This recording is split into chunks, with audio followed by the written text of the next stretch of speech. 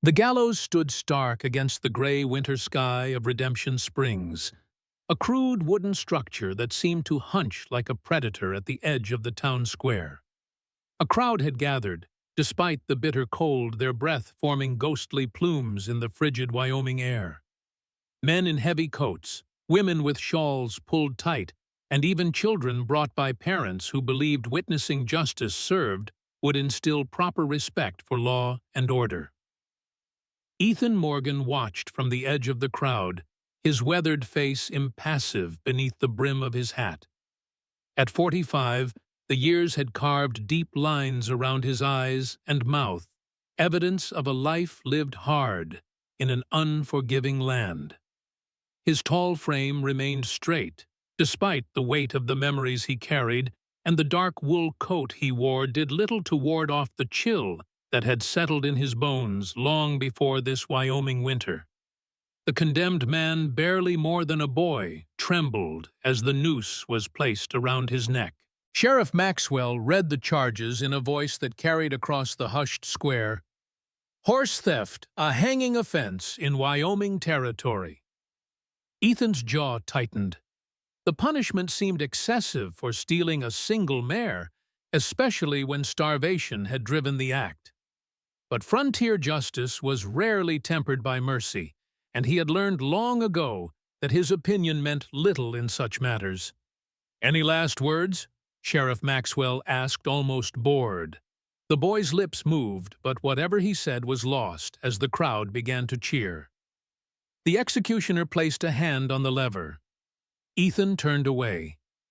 He'd seen enough death to last several lifetimes, from the battlefields of the Civil War to the harsh realities of the frontier.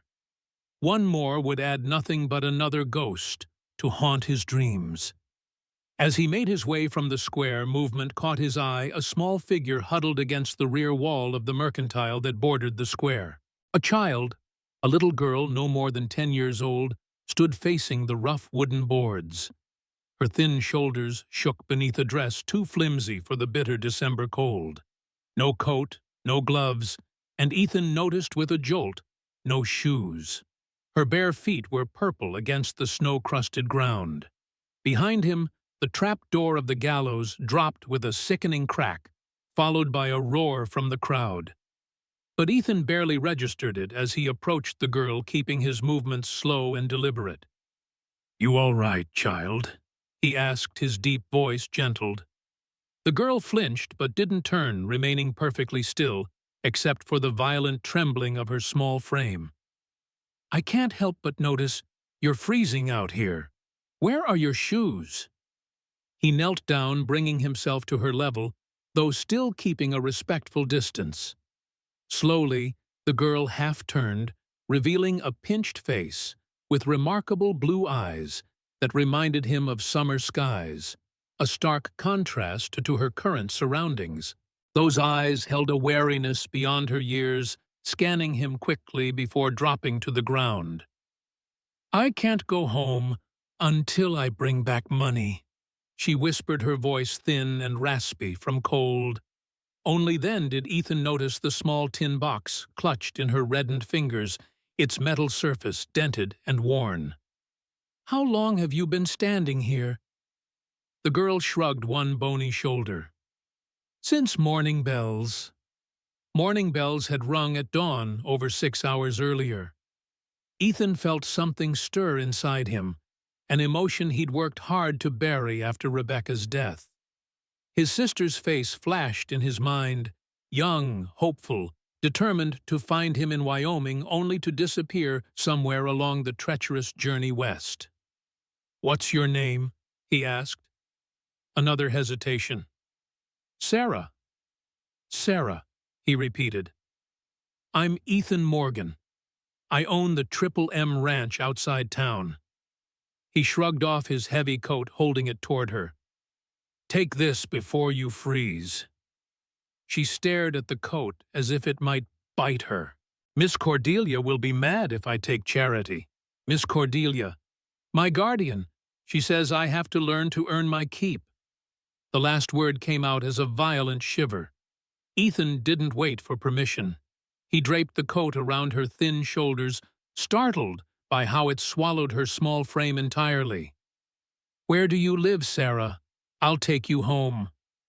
"The Red Garter," she said, naming the saloon at the edge of town, a place known for more than just its whiskey. Ethan's expression darkened. No child should be living in such an establishment. "And Miss Cordelia is your guardian there." Sarah nodded, finally turning to face him fully. In the movement, her dress shifted, revealing angry red marks on her ankles and calves, the distinct pattern of a switch or riding crop. Ethan's blood ran cold. "Sarah, has someone been hurting you?" Her eyes widened with fear. "I have to go. I have to find money." She clutched the tin box tighter.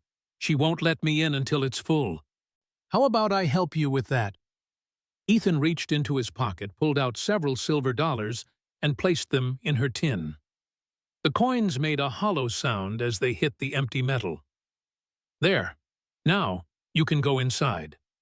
Sarah stared at the coins in disbelief, then back at Ethan, confusion evident on her face. "Why would you help me?" The question struck him like a physical blow. What kind of life had this child lived, where simple kindness was incomprehensible? "Because no child should stand barefoot in the snow," he said simply. "Now, let's get you somewhere warm." He offered his hand, and after a moment's hesitation, Sarah placed her small, ice-cold fingers in his palm. The Red Garter stood at the edge of town, its garishly painted facade a stark contrast to the dignified storefronts of Redemption Springs' Main Street. Even in daylight, music spilled from its doors, accompanied by raucous laughter. Ethan had never set foot in the place. The memories of war had left him with little taste for revelry, but he knew its reputation well enough. As they approached, Sarah's steps grew increasingly reluctant. She stopped altogether at the side entrance, a plain door that stood in stark contrast to the establishment's ornate front. "She might be busy," Sarah whispered. "When she's busy, it's best to wait." "I'd like to meet this Miss Cordelia," Ethan said firmly. A child shouldn't be sent out without proper clothing, especially in this weather. He knocked firmly on the door. After a long moment, it swung open to reveal a woman in her 40s, her face heavily painted auburn hair piled elaborately atop her head. She wore a silk dressing gown that might once have been elegant, but now showed signs of wear at the cuffs and collar. "We're not open until—" she began, then stopped abruptly when she saw Sarah. Her painted lips curved into a smile that never reached her eyes. "Sarah, darling, I see you've brought a customer." Her gaze raked over Ethan, assessing his worth in a single glance. "No, ma'am," Ethan said coldly. "I found your ward standing barefoot in the snow outside the mercantile. She says she wasn't allowed home until she brought money." Cordelia Blackwood's smile didn't falter, though something dangerous flashed in her eyes. "Sarah has such an imagination. She's always making up stories for sympathy." She reached out, pulling the girl roughly through the doorway. "Thank you for bringing her home, Mr. Morgan. Ethan Morgan." Recognition flickered across Cordelia's features. "The rancher. I've heard of you." She placed a possessive hand on Sarah's shoulder. "Sarah is my sister's orphan.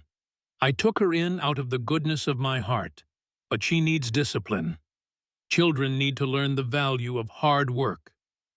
"Hard work doesn't include freezing to death," Ethan countered. "She needs proper clothing, shoes." "I'm quite capable of raising my niece, Mr. Morgan." Cordelia cut in, her voice hardening. "Not all of us have the luxury of your resources." Behind her, Ethan caught a glimpse of a narrow hallway. At its end, a heavy door stood slightly ajar, revealing a set of steps leading down into darkness. From that darkness came a sound that made his blood run cold, the muffled whimper of a child. Cordelia noticed his gaze and quickly stepped sideways, blocking his view. "If there's nothing else, Mr. Morgan, we have preparations to make before opening." Sarah looked up at Ethan, a silent plea in her eyes, as she slipped his coat from her shoulders and held it out to him with trembling hands. "Keep it," he said. "It's too cold for that dress." "Well, that's very generous," Cordelia said with a tight smile, taking the coat from Sarah and draping it over her own arm. "We appreciate your concern, but we manage just fine." The dismissal was clear. Without legal grounds to intervene, Ethan had no choice but to leave. But as the door closed, he caught one last glimpse of Sarah's face, pale, resigned, and filled with a quiet desperation that would haunt him long after he'd left town. Marshal James Cooper looked up from his desk when Ethan entered the small jailhouse, surprise evident on his weathered face. The two men had served together in the Union Army, fought side by side at Antietam, but since settling in Wyoming territory, Ethan had become something of a recluse. "Morgan," Cooper greeted him, setting aside the papers he'd been reviewing. "Been a while. What brings you into town on hanging day? Didn't think that was your kind of entertainment." "It's not," Ethan replied, removing his hat. "Jim, what do you know about a woman named Cordelia Blackwood, runs the Red Garter?" Cooper's expression darkened. "Bad business, that one. Why do you ask?" Ethan explained his encounter with Sarah, watching his old friend's face grow increasingly grim. "Not the first time I've heard similar stories," Cooper said when Ethan finished. "Problem is, without proof of actual abuse, my hands are tied. Judge Carter owns half this town, including that saloon property. He and Cordelia have an arrangement.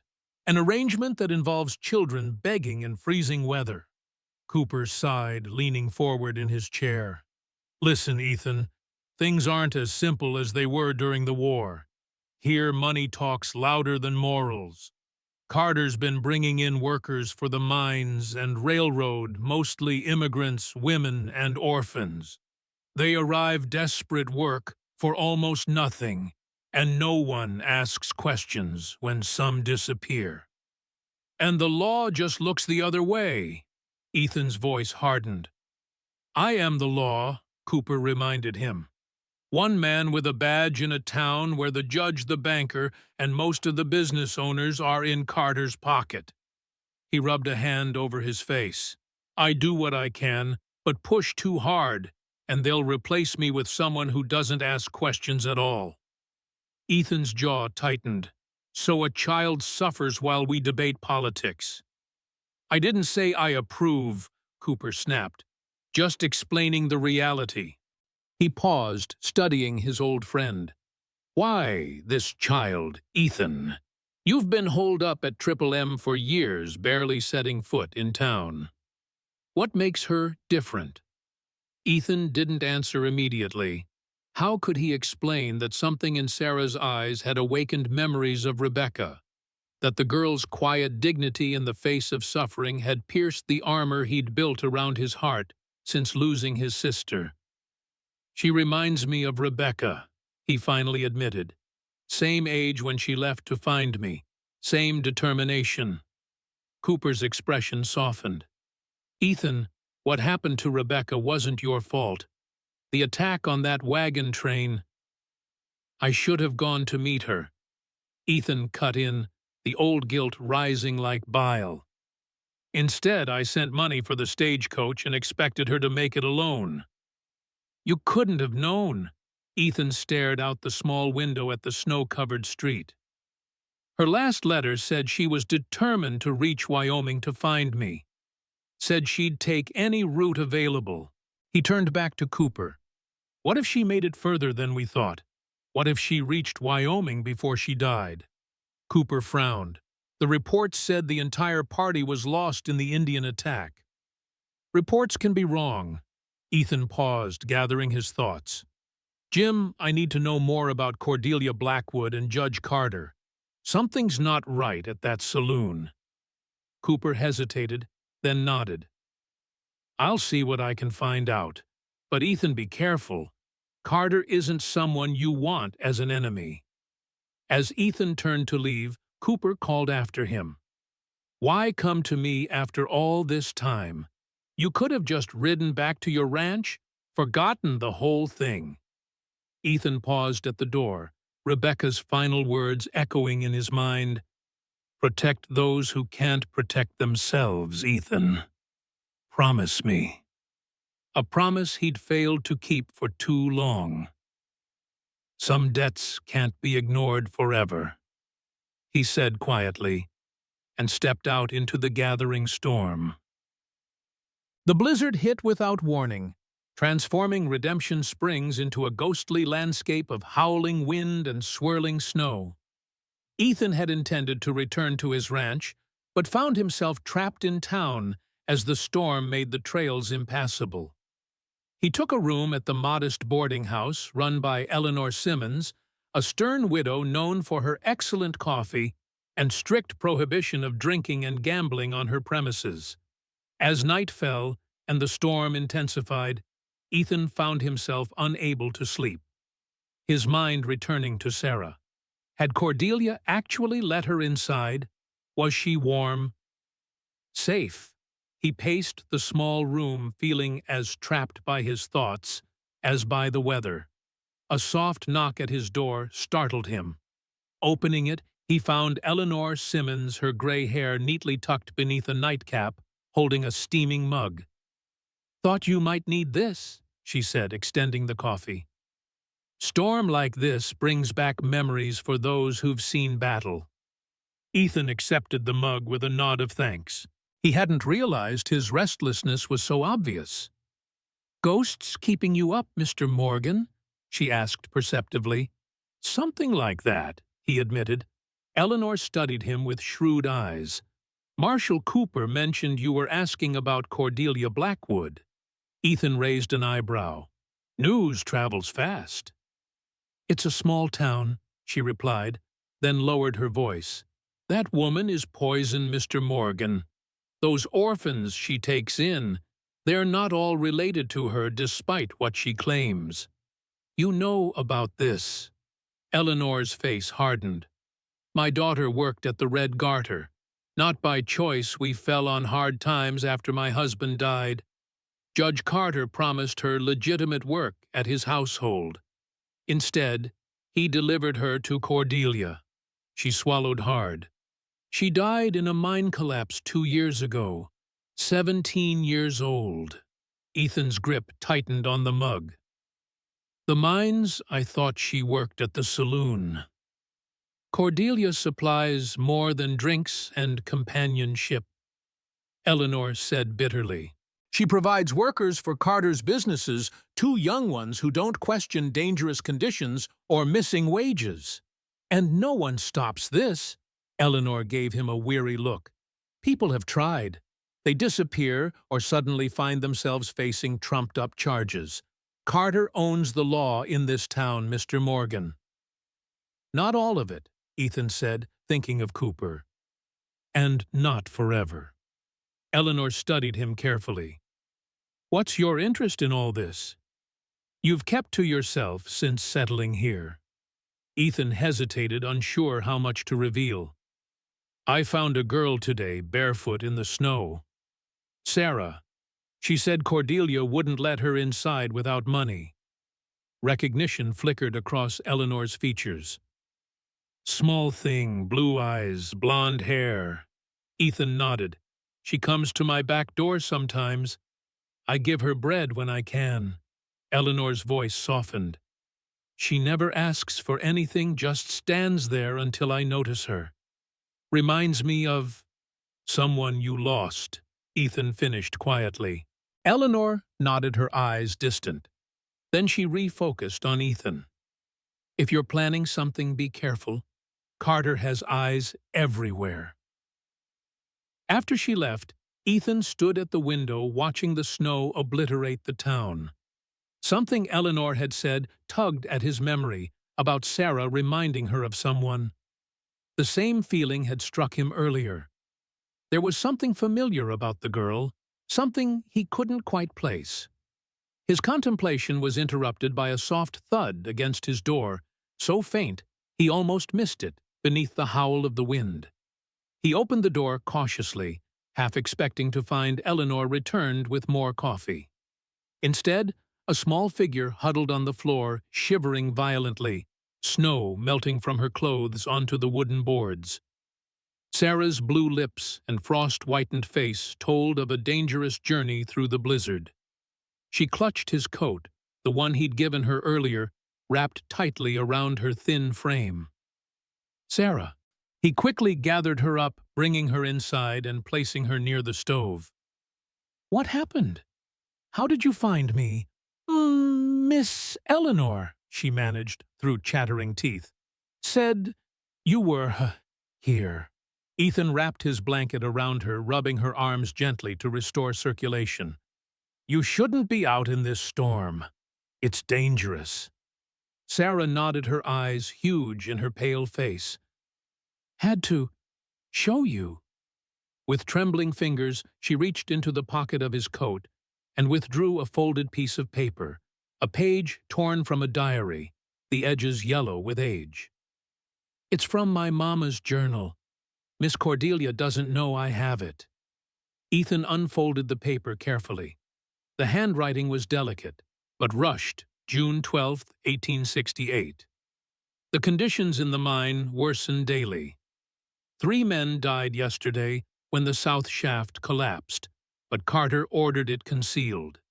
He says if word reaches the territorial governor, the operation will be shut down. I fear what will happen when I can no longer work. My pregnancy advances, and soon it will be impossible to hide. Carter's threats are clear. No one must know the child is his. I must find Ethan Morgan. Rebecca said he would help us if anything happened to her. Ethan read the passage twice, his hands growing cold despite the heat of the stove. "Sarah," he asked carefully, "who was your mother?" "Mary Collins," she whispered. "She died when I was 4, in the mine accident. The big one." Ethan's mind raced. Mary Collins. The name meant nothing to him, but she had clearly known his sister, and Rebecca had apparently told this woman that Ethan would help her. "Did you know my Aunt Rebecca?" Sarah asked, watching his face with unnerving intensity. Ethan's heart stuttered. "Your aunt," Sarah nodded solemnly. "Mama said Aunt Rebecca died trying to reach you. She was my mama's sister. She said to find you if anything happened, but then the mine collapsed, and Miss Cordelia said I belonged to her because Mama owed her money." The room seemed to tilt beneath Ethan's feet. Rebecca had a sister. Why had she never mentioned Mary in her letters? And if Mary was Rebecca's sister, then Sarah was— "You're my niece," he whispered, the realization like a physical blow. Sarah's eyes filled with hope. "That's what Mama said. She said you were my uncle and would protect me. But Miss Cordelia said you didn't want me, that you knew about me and didn't care."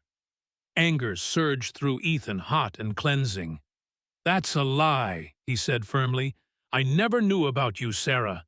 If I had, I would have come for you immediately." Sarah studied him, caution warring with desperate hope in her expression.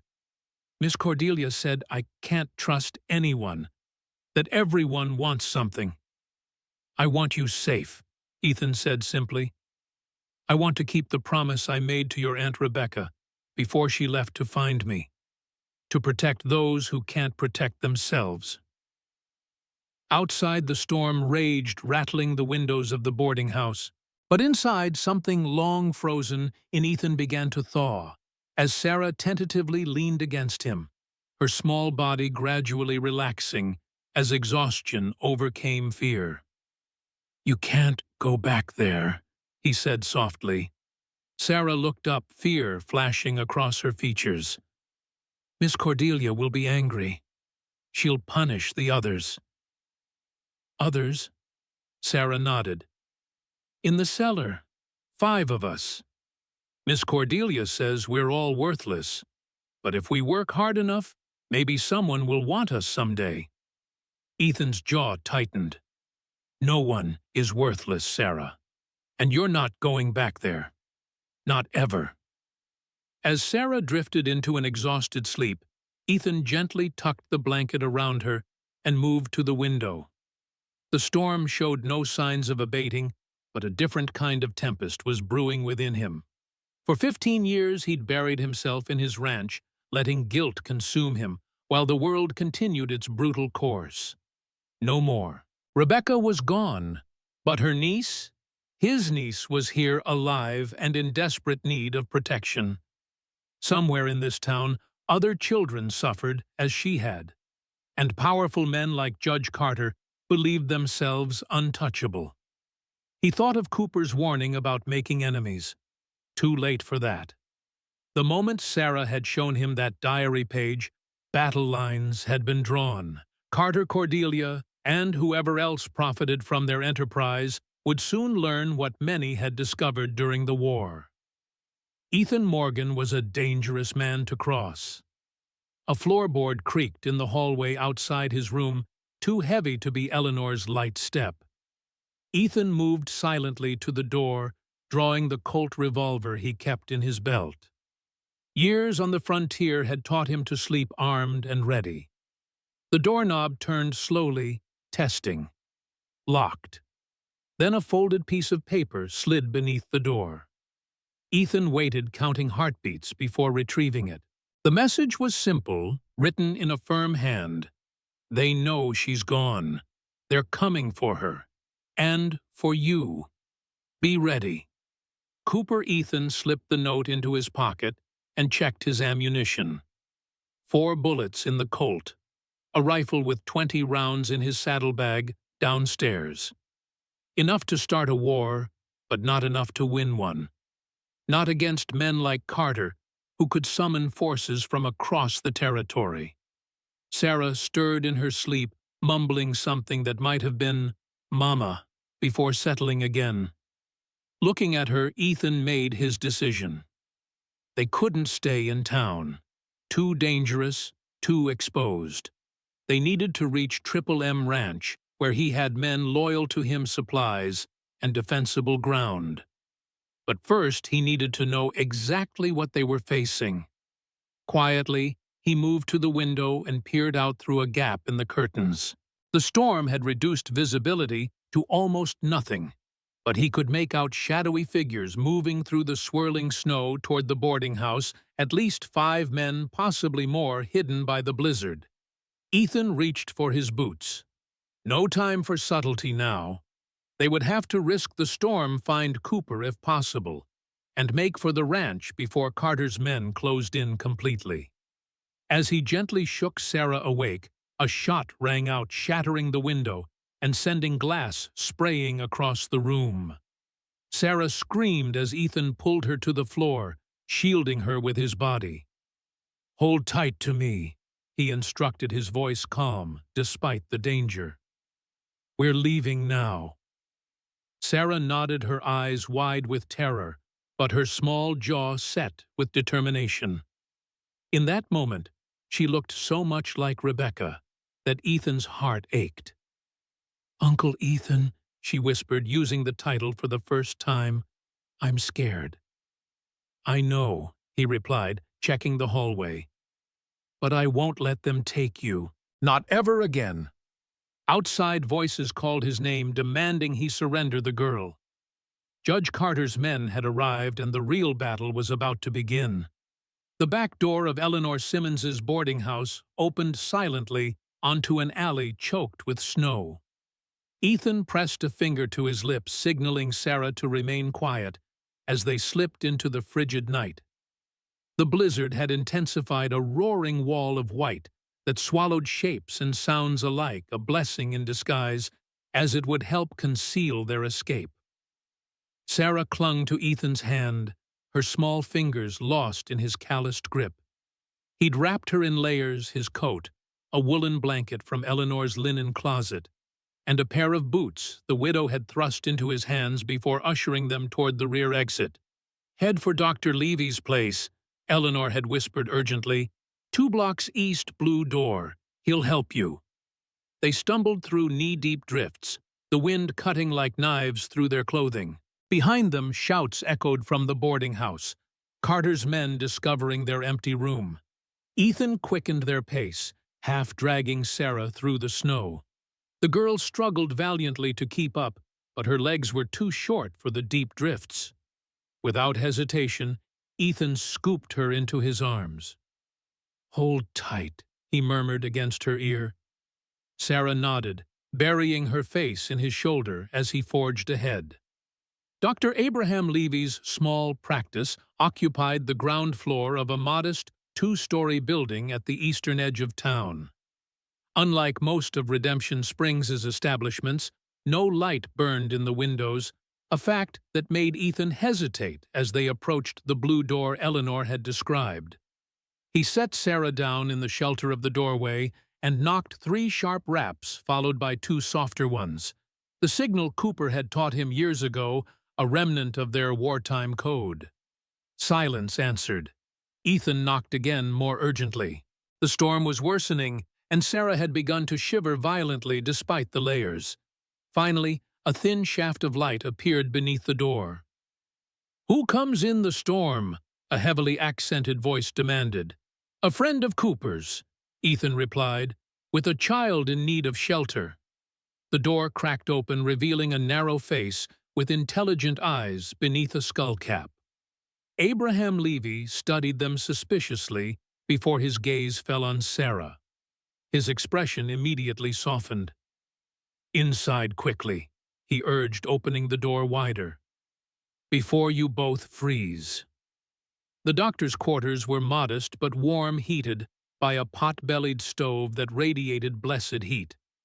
Sarah gravitated toward it immediately, holding out her small hands to the warmth while Ethan explained their situation.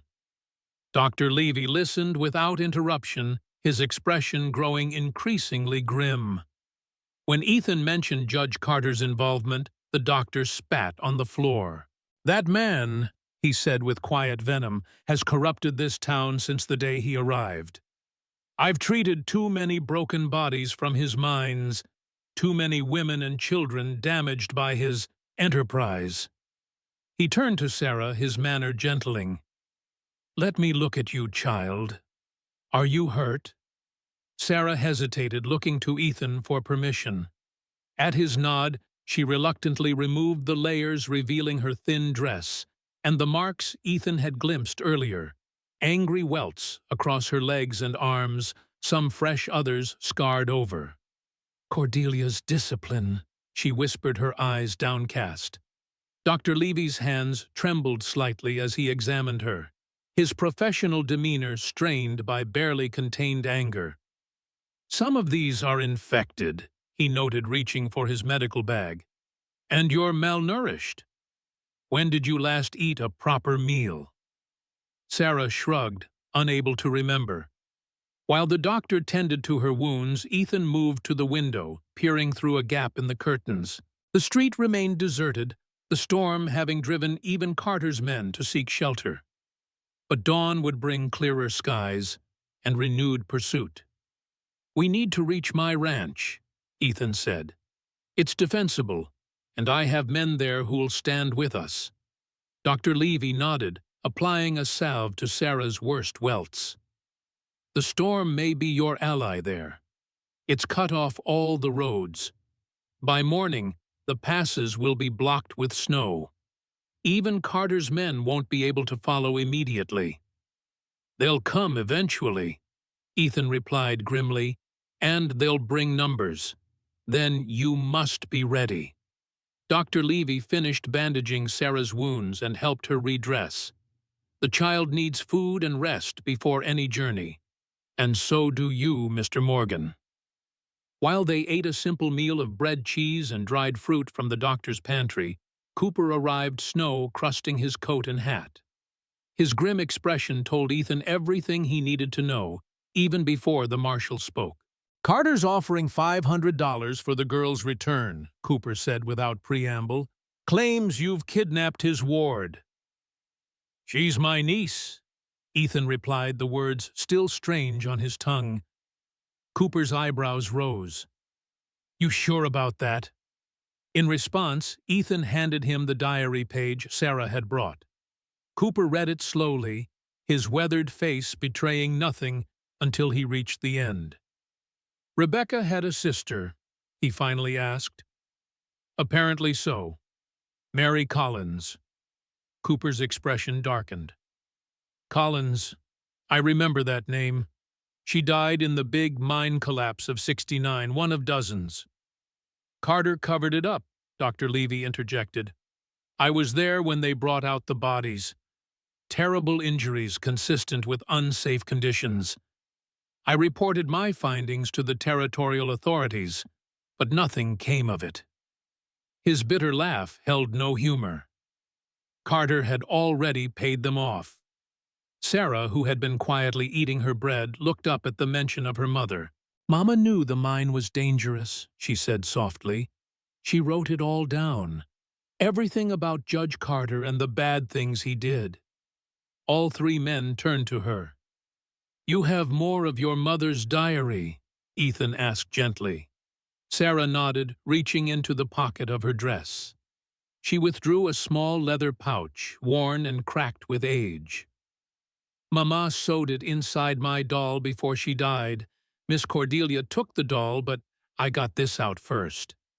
Inside the pouch was a folded piece of paper, not diary pages, as Ethan had expected, but a marriage certificate.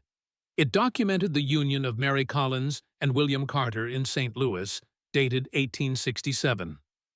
"Judge Carter was married to your mother?" Ethan asked, stunned. Sarah shook her head. "Mama said he already had a wife in St. Louis. He brought her and other ladies west with promises of work, but it was all lies." Her young voice held a weariness no child should know. "When Mama found out about his real wife, he put her in the mine. Said she had to work off her debt for the train ticket." Cooper swore under his breath. "Marriage fraud, to lure women west. I've heard of such schemes, but never could prove anything." "It gets worse," Dr. Levy said, examining the document. "Look at the date. If they were married in 1867, and Sarah is 10 now..." The implication hung heavy in the room. Sarah had been born in 1865, 2 years before the fraudulent marriage. "You're Carter's daughter," Ethan said quietly.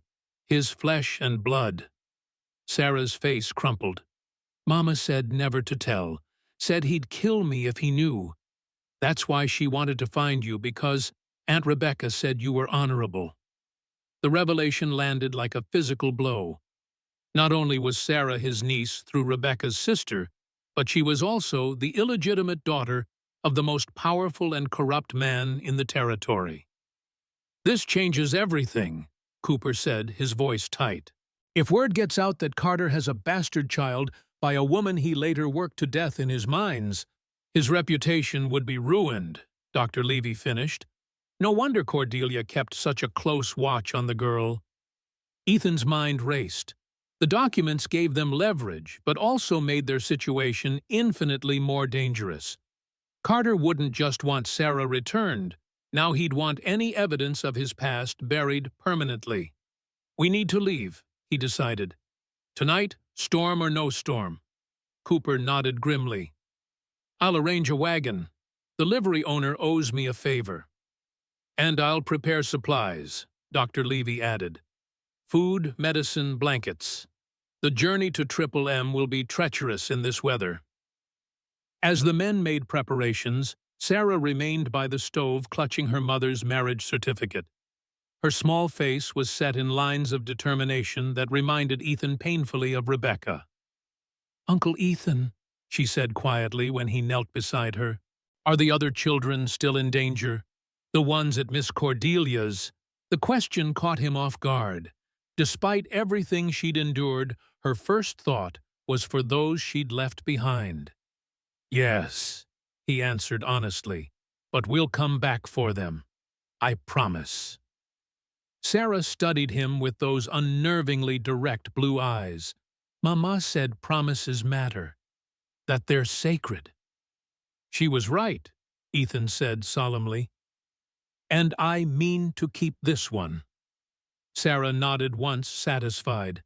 Then, with the practicality of a child who had learned early to focus on survival, she asked, "When do we leave?"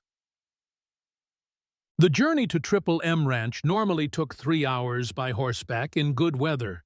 In the blinding snowstorm, with a wagon moving at a crawl, Ethan estimated it would take most of the night.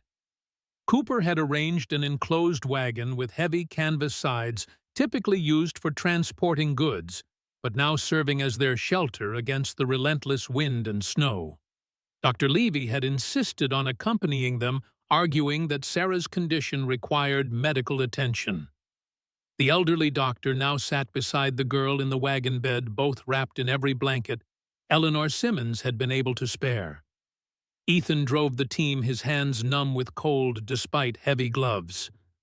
Cooper rode alongside, rifle across his saddle eyes, constantly scanning their back trail, though visibility remained near zero in the howling blizzard. "No one could follow in this," Cooper shouted above the wind after they'd traveled for nearly 2 hours. "Even Carter isn't fool enough to send men out in a Wyoming blizzard." Ethan wasn't so sure. A man like Carter, with his wealth and influence, could compel desperate men to attempt desperate things. But he nodded in agreement, unwilling to voice his fears and add to Sarah's burden. The trail to Triple M crossed open rangeland before entering a narrow pass between 2 ridges, the only direct route through the foothills surrounding Ethan's property. In summer, the pass offered stunning views of the distant mountains. In winter, especially during a storm, it became a death trap of wind-driven snow and treacherous ice. As they approached the pass, the storm intensified, as if nature itself sought to bar their way. The horses struggled forward, heads lowered against the onslaught, their breaths forming instant ice in their manes. "We should turn back," Dr. Levy called from the wagon bed. "The child cannot withstand much more of this cold." Ethan glanced back at Sarah, her face barely visible beneath layers of blankets. Her eyes met his, steady, despite her obvious exhaustion and discomfort. "I can make it," she said, her voice small but determined. "I'm stronger than I look." Pride swelled in Ethan's chest at her courage. "Just a little farther," he promised. "Once we're through the pass, it's less than an hour to the ranch."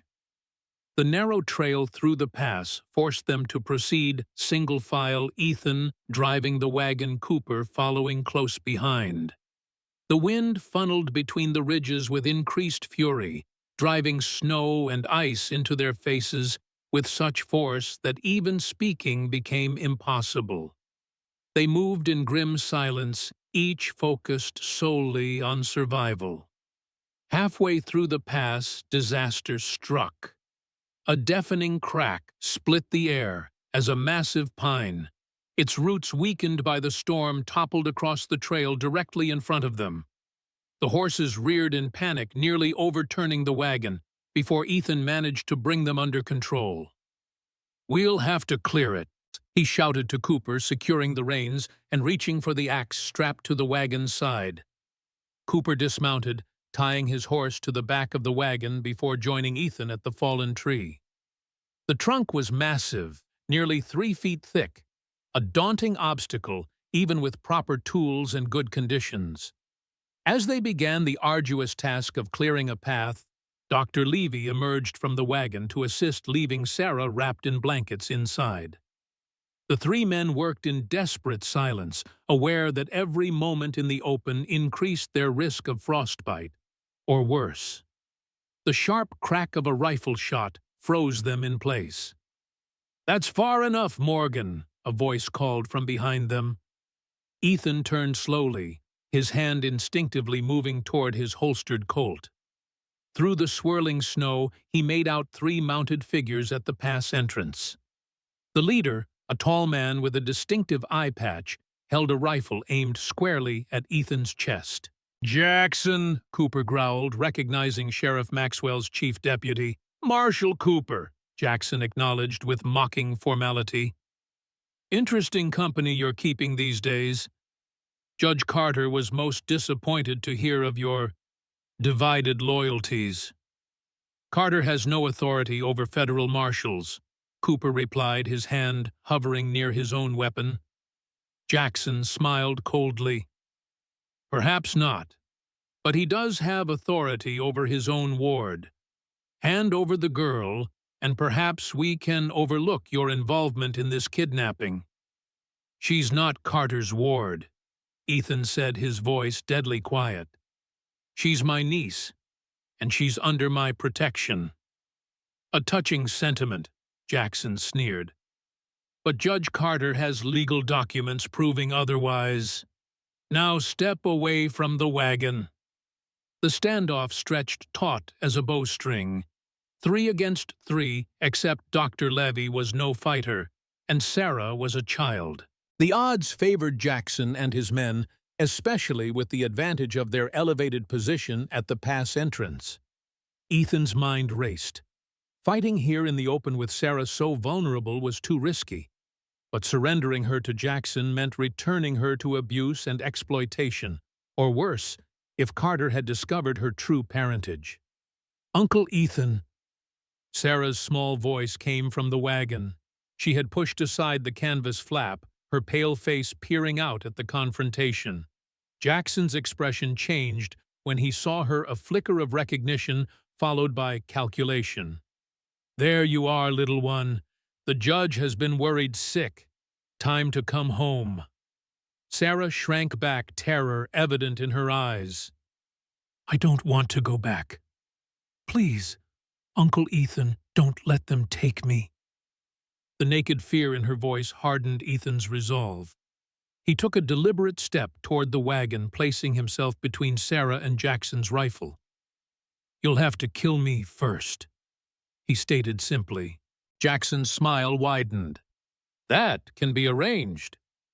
He raised his rifle, taking aim.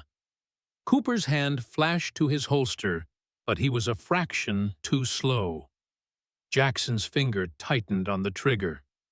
The shot that rang out didn't come from Jackson's rifle.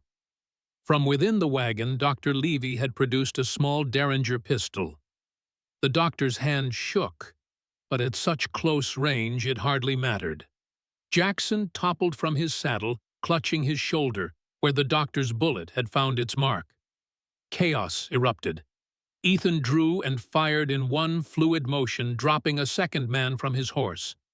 Cooper engaged the third, the 2 men exchanging shots as they sought cover behind the fallen tree. "Get Sarah out of here," Cooper shouted to Ethan. "I'll hold them off." Ethan hesitated, unwilling to abandon his friend. "Go," Cooper insisted. "More will come when these don't return. Get to the ranch." Making his decision, Ethan ran to the wagon, swinging up beside Dr. Levy, who sat ashen-faced, the spent Derringer still clutched in his trembling hand. "I've never shot anyone before," the elderly doctor whispered. "You saved our lives," Ethan replied, grabbing the reins. "Now hold on tight, both of you." With a shout to the team, he turned the wagon around, seeking another route through the pass.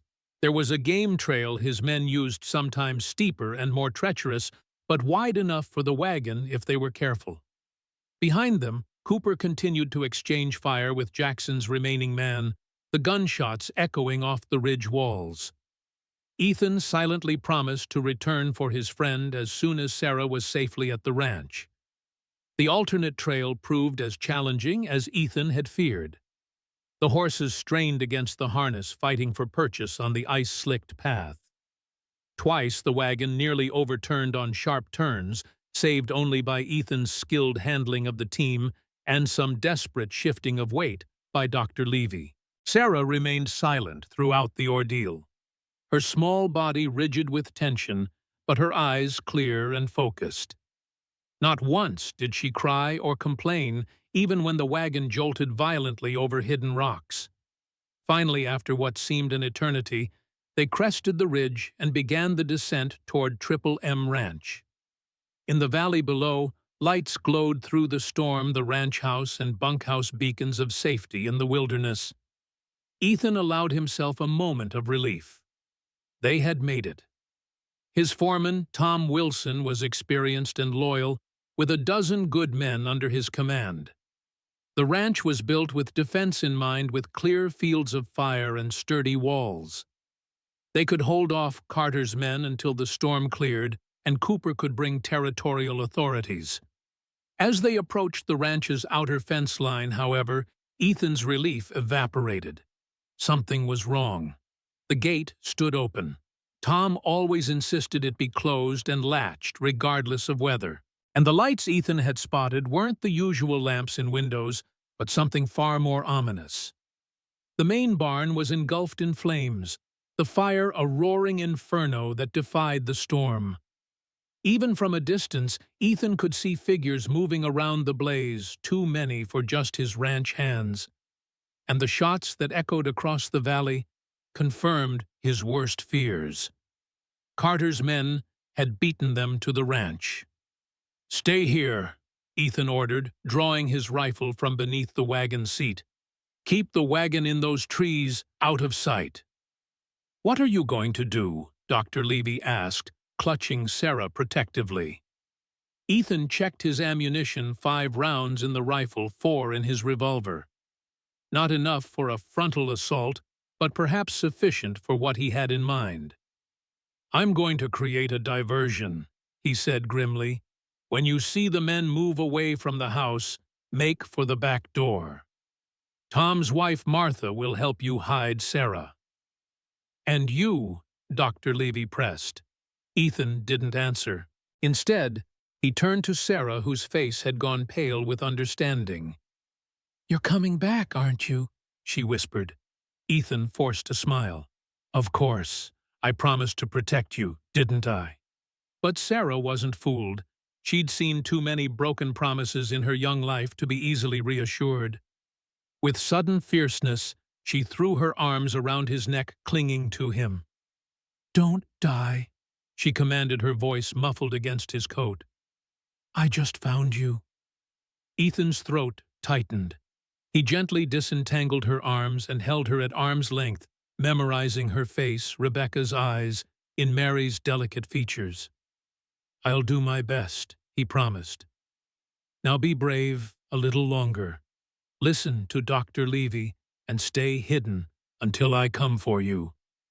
Before she could protest further, he slipped from the wagon and disappeared into the storm, moving with the silent efficiency of a man who had spent years in enemy territory during the war. The scene at the ranch was worse than he'd feared. The barn blazed like a funeral pyre, illuminating the ranch yard, where several of his men lay motionless in the snow. Others had been corralled near the bunkhouse, guarded by armed men Ethan didn't recognize, hired guns, most likely brought in from outside the territory. Near the main house stood a figure Ethan did recognize even from this distance. Judge Solomon Carter, immaculately dressed despite the storm, watched the proceedings with the detached interest of a man overseeing a routine business transaction. Cold fury settled in Ethan's gut. This wasn't just about recovering Sarah anymore. Carter had escalated to open warfare, attacking innocent men whose only crime was working for Ethan Morgan.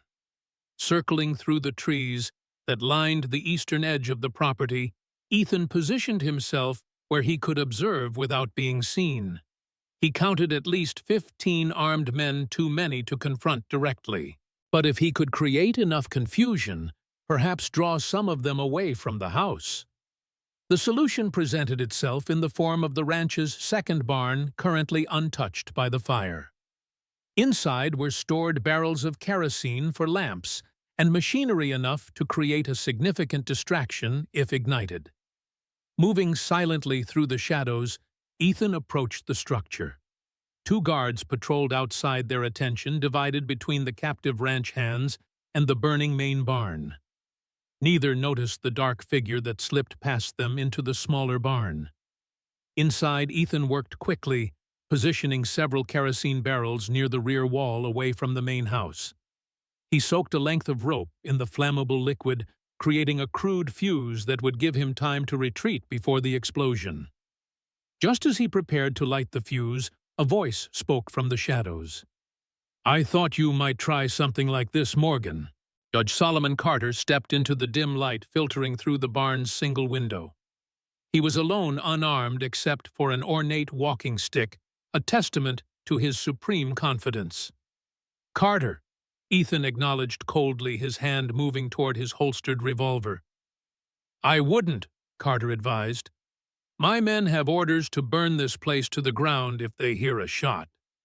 He gestured toward the window where several armed figures were now visible surrounding the barn.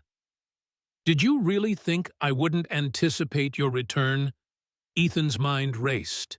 Outside, his men remained captive, and somewhere in the storm, Dr. Levy and Sarah waited for his signal, a signal that would now lead them into a trap. "What do you want, Carter?" The judge smiled, a cold expression that never reached his eyes. "Initially, just the return of my ward, a simple matter easily resolved, but now—" He shrugged elegantly. "Now, you've made this personal, involving Cooper, turning him against his own community, destroying the careful order I've established." "Order built on exploitation and murder," Ethan countered. Carter's smile didn't waver. "Progress requires sacrifice, Morgan. The mines, the railroad, they're bringing civilization to this wilderness. A few broken bodies along the way are merely the cost of advancement." "Is that how you justify working your own daughter to death?" The words hung in the air between them. Carter's composure slipped for just a moment, a flicker of genuine surprise quickly masked by renewed control. "Ah," he said softly. "So Mary told her. I wondered if she might have." "You knew Sarah was yours all along," Ethan said, disgusted. "And still, you gave her to Cordelia knowing how that woman treats children." Carter shrugged. "Cordelia serves her purpose. She keeps the girl close, ensures she doesn't speak of things better left forgotten." He studied Ethan with newfound interest. "What I don't understand is your involvement. What is Sarah to you?" "My niece," Ethan replied. "Mary was my sister Rebecca's sister." Understanding dawned in Carter's eyes, followed by something like amusement. "Rebecca Collins. Of course. I should have made the connection sooner." He tapped his walking stick thoughtfully against the floor. "You know, your sister was quite spirited. Refused to accept her situation until the very end." Ice formed in Ethan's veins. "What are you talking about? Oh, did you think she died in that Indian attack?" A convenient explanation, but not quite accurate. Carter's smile widened. "Rebecca made it to Wyoming, Mr. Morgan. All the way to my mine, in fact, where her sister was already working off her obligations." The world seemed to tilt beneath Ethan's feet. "You're lying." "Am I?" "Ask Sarah about the woman who taught her to read before Mary died. The one who told her stories about her brave brother who fought for the Union." Carter watched the impact of his words with clinical detachment. Rebecca lasted nearly a year in the mine before the collapse. Quite impressive, really. The revelation hit Ethan like a physical blow. Rebecca hadn't died on the trail. She'd reached Wyoming only to be ensnared in Carter's operation, working, suffering, and ultimately dying, while Ethan remained oblivious on his ranch, nursing his guilt and isolation. "I'm going to kill you," Ethan said, his voice eerily calm, despite the rage building inside him. Carter sighed. "Predictable, but ultimately futile. Even if you somehow managed it, what then? The girl would still be hunted. My associates in the mining company and railroad have too much invested to allow their operations to be threatened by scandal." "Then I'll take Sarah far from here, somewhere you and your associates will never find us." "There is no such place," Carter replied confidently.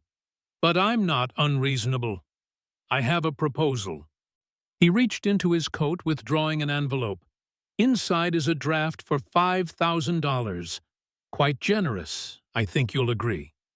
Take it and leave Wyoming territory. Never return, never speak of Sarah, or what you believe you know about my operations." Ethan stared at the envelope, temptation warring with disgust. $5,000 would allow him to start fresh elsewhere. Perhaps take Sarah to California or Oregon, far from Carter's immediate reach. But it would mean abandoning the other children in Cordelia's care, betraying Cooper, who had risked his career and life to help them. And ultimately, it would mean running instead of standing against the corruption that had claimed Rebecca's life. "Keep your blood money," Ethan said finally. "I'm not leaving without Sarah. And I'm not leaving this territory until justice is served for what you've done." Carter's expression hardened. "Then you leave me no choice." He raised his walking stick, rapping it sharply against the barn wall, a signal to his men waiting outside. The door burst open and armed men poured into the barn. Ethan reached for his revolver, but was overwhelmed before he could fire a shot. Strong hands pinned his arms, forcing him to his knees before the judge. Carter looked down at him with cold contempt. "You had your chance for a civilized resolution, Morgan.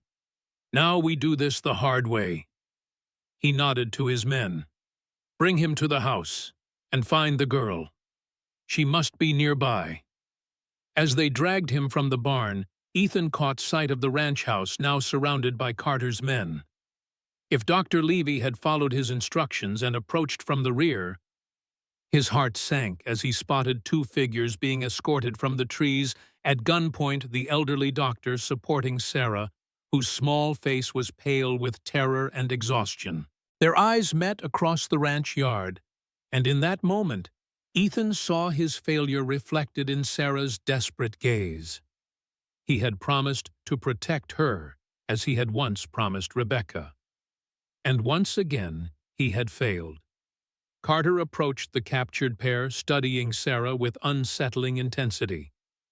"Hello, child," he said, his voice falsely gentle. "It's time to go home." Sarah shrank against Dr. Levy, her eyes never leaving Ethan's face. "He's my uncle," she said, her voice small but steady. "My real family." Something dark flashed across Carter's features. "I am your only family," he said coldly. "And it's time you learned your place." He turned to his men. "Secure them in the house. When we're done here, burn it to the ground. Let this serve as an example of what happens to those who defy progress." As they were marched toward the ranch house, the storm finally began to abate, the wind dying to a low moan across the valley. In the distance, a new sound emerged, the rhythmic pounding of approaching hoofbeats, too numerous to be just Cooper returning. Carter heard it too, his head snapping up in alarm. "Who is that?" he demanded of his lieutenant. "Jackson."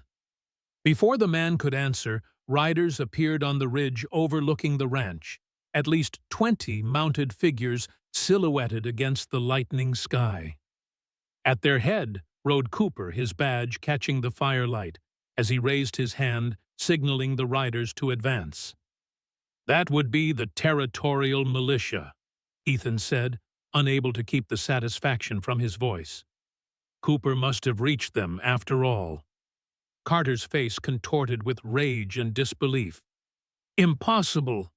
The passes are blocked by the storm." "There are other ways through these mountains," Ethan replied. "Ways known only to those who respect the land instead of exploiting it." As the riders descended toward the ranch, Carter's men began to waver, looking to their employer for direction. The judge's confident facade cracked, revealing the desperate man beneath. "Kill them all," he ordered harshly. "The girl, too. Leave no witnesses." His lieutenant hesitated. "Sir, That's the territorial militia. We can't do it, Carter screamed, his composure completely abandoned. I'll double your pay, triple it. But the approaching force had grown closer, and now Ethan could see they weren't all militiamen. Among Cooper's recruits were faces he recognized, townspeople from Redemption Springs, including Eleanor Simmons, rifle in hand, and several others who had suffered under Carter's regime. The tide was turning. Carter saw it too. With a snarl of frustration, he grabbed Sarah from Dr. Levy's protective embrace, dragging her toward the burning barn. "She's mine," he hissed, pressing a small derringer to the girl's temple. "My blood. No one else will have her." Sarah's eyes found Ethan's across the chaos of the ranch yard, wide with terror, but still trusting, still believing he would keep his promise to protect her. In that moment, as militia and townspeople engaged Carter's hired guns in a chaotic firefight around them, Ethan made his decision. Rebecca had trusted him to protect the vulnerable. This time, he would not fail. With a roar that contained 15 years of buried grief and rage, Ethan broke free from his captors and charged toward Carter and Sarah, heedless of the bullets flying around him, focused only on keeping his promise, not just to Rebecca, but to the brave child who had risked everything to find him.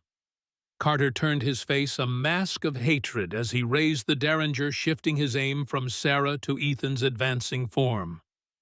The shot echoed across the ranch yard, momentarily drowning out all other sounds of battle.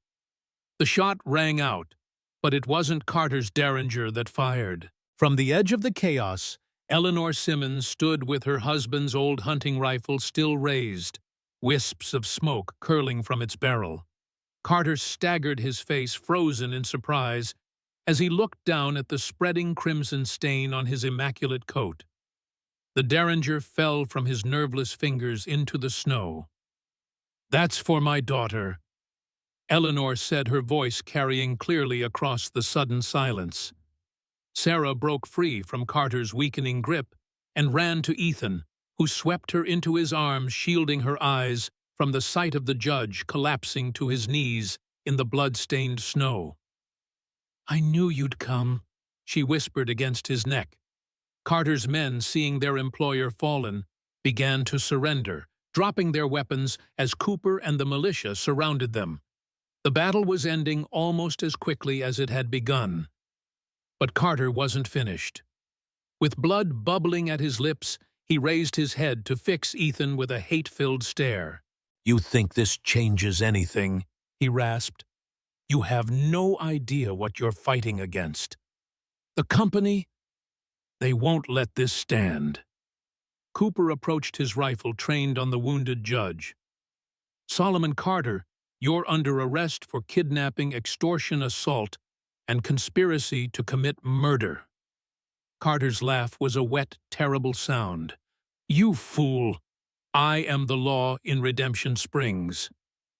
"Not anymore," Cooper replied, nodding toward the militia captain who stood nearby.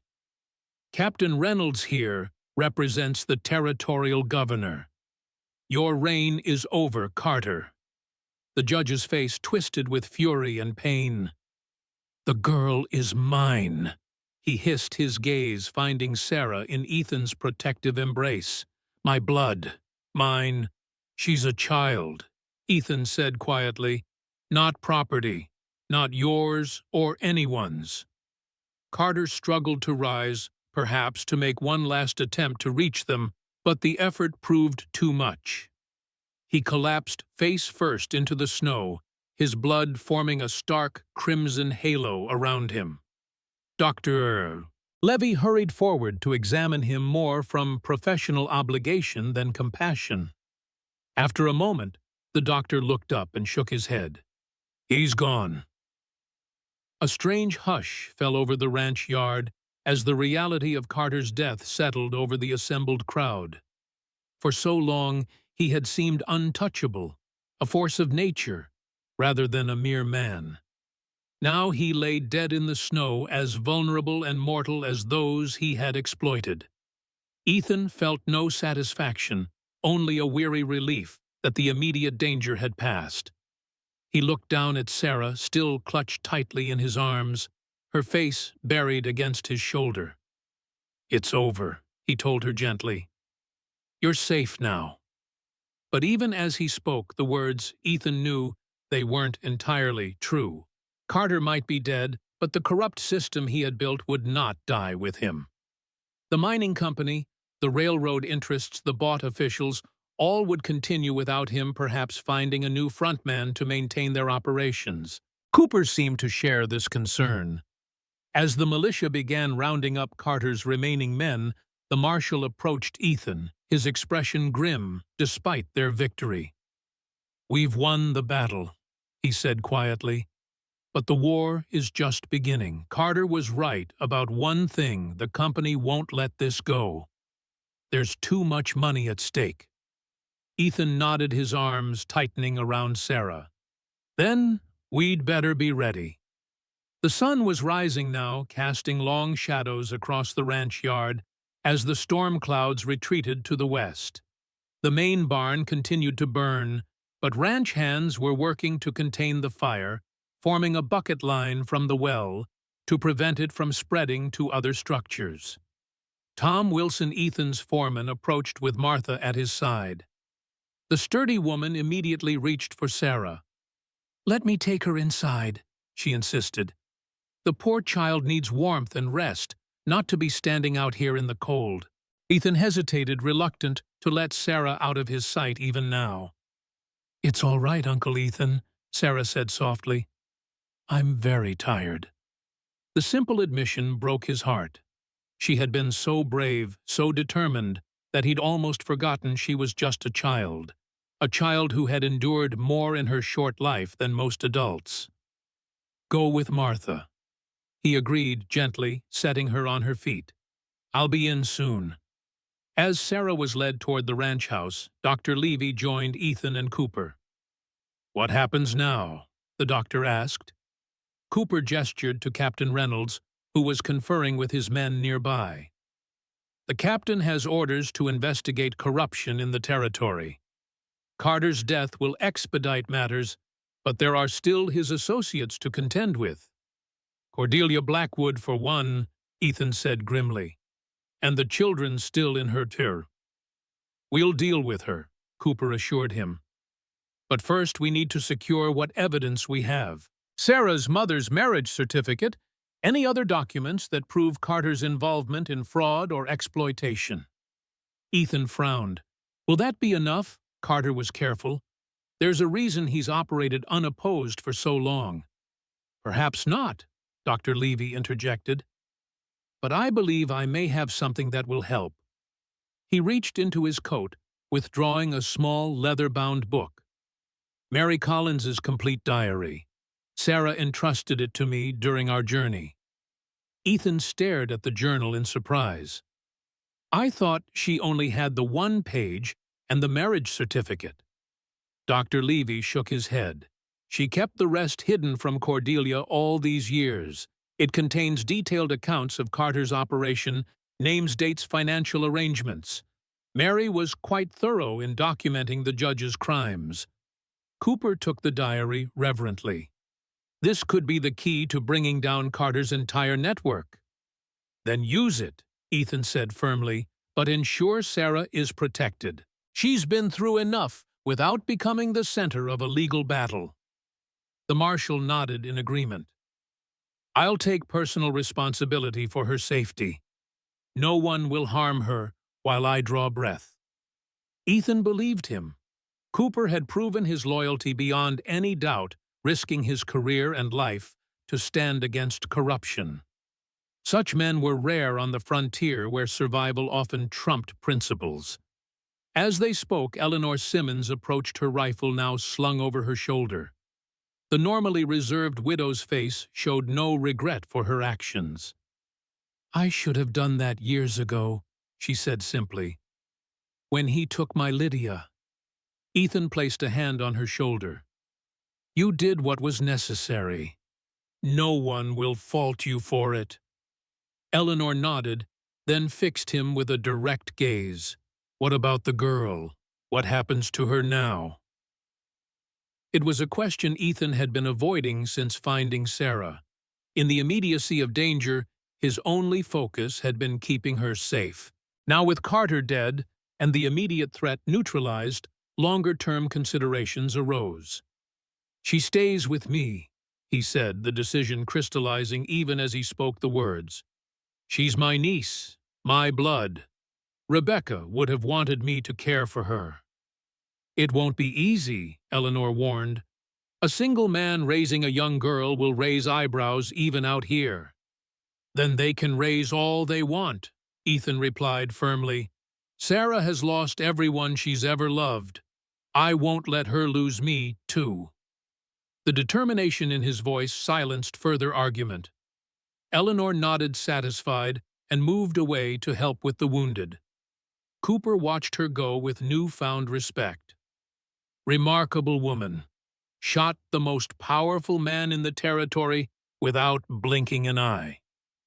"Frontier women are made of steel," Dr. Levy observed. "They have to be to survive out here." Ethan couldn't disagree. From Eleanor's quiet strength, to Martha Wilson's practical kindness, to Sarah's incredible resilience, the women he'd encountered possessed a core of iron that many men lacked. As the cleanup from the battle continued around them, Ethan excused himself and headed toward the ranch house. He needed to see Sarah to reassure himself that she was truly safe after everything they'd endured. He found her in the small guest room off the kitchen, tucked into bed with Martha fussing over her like a mother hen. Despite her exhaustion, Sarah was still awake, her blue eyes following his entry with an alertness that spoke of years spent watching for danger. "How are you feeling?" he asked, taking a seat on the edge of the bed. "Warm," she replied, a hint of wonder in her voice. "It's been so long since I was really warm." The simple statement tightened Ethan's throat. How long had this child lived with constant cold, constant hunger, constant fear? Martha tactfully slipped from the room, leaving uncle and niece alone. "Is he really dead?" Sarah asked after a moment, her voice small. Ethan nodded. "Yes, he can't hurt you any more." Sarah absorbed this, her young face solemn. "I should be glad," she said slowly. "But I just feel empty." "That's natural," Ethan assured her. "Death isn't something to celebrate even when it's someone who caused harm." She considered this, then asked, "What happens now? Will I go to an orphanage?" The fear underlying the question was palpable. After Cordelia's care, Sarah's concept of adult guardianship was understandably skewed toward exploitation and cruelty. "No," Ethan said firmly. "You'll stay here with me, if that's what you want." Hope flickered in her eyes, quickly tempered by caution. "Really, you won't send me away when I'm too much trouble?" Ethan took her small hand in his. "Sarah, you're my niece, Rebecca's blood. That makes you family, and family sticks together. I promise you'll always have a home here for as long as you want it." She studied his face, searching for any sign of insincerity. Finding none, she relaxed slightly. "I'd like that," she whispered. "To stay here with you." "Then it's settled," he replied, squeezing her hand gently. "Now rest. You're safe." As Sarah's eyes finally closed, surrendering to exhaustion, Ethan remained by her side, watching over her sleep. In just days, this child had transformed his life, awakening emotions he'd thought long buried after Rebecca's disappearance.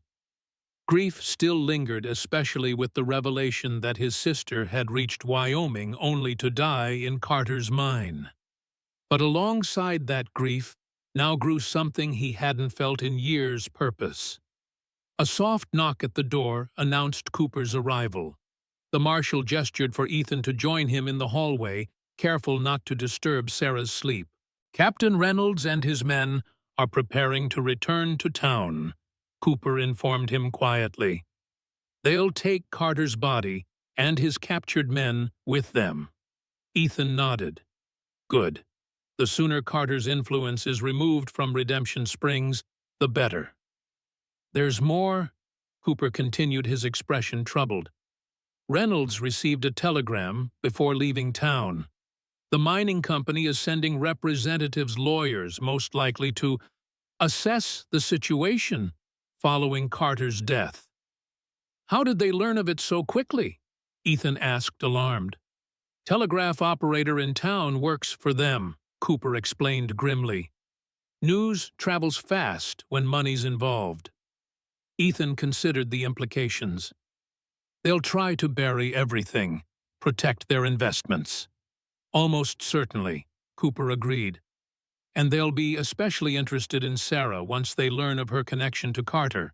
The thought of corporate lawyers attempting to claim Sarah as a ward of the company, perhaps to control any inheritance she might be entitled to from Carter's estate, made Ethan's blood run cold. They'll have to go through me first, he said quietly. Cooper nodded, unsurprised by his friend's determination. I figured as much. That's why I've already dispatched a rider to the territorial capital with Mary's diary and a full report of today's events. By the time the company's representatives arrive, the governor will already be aware of the situation. Will it be enough?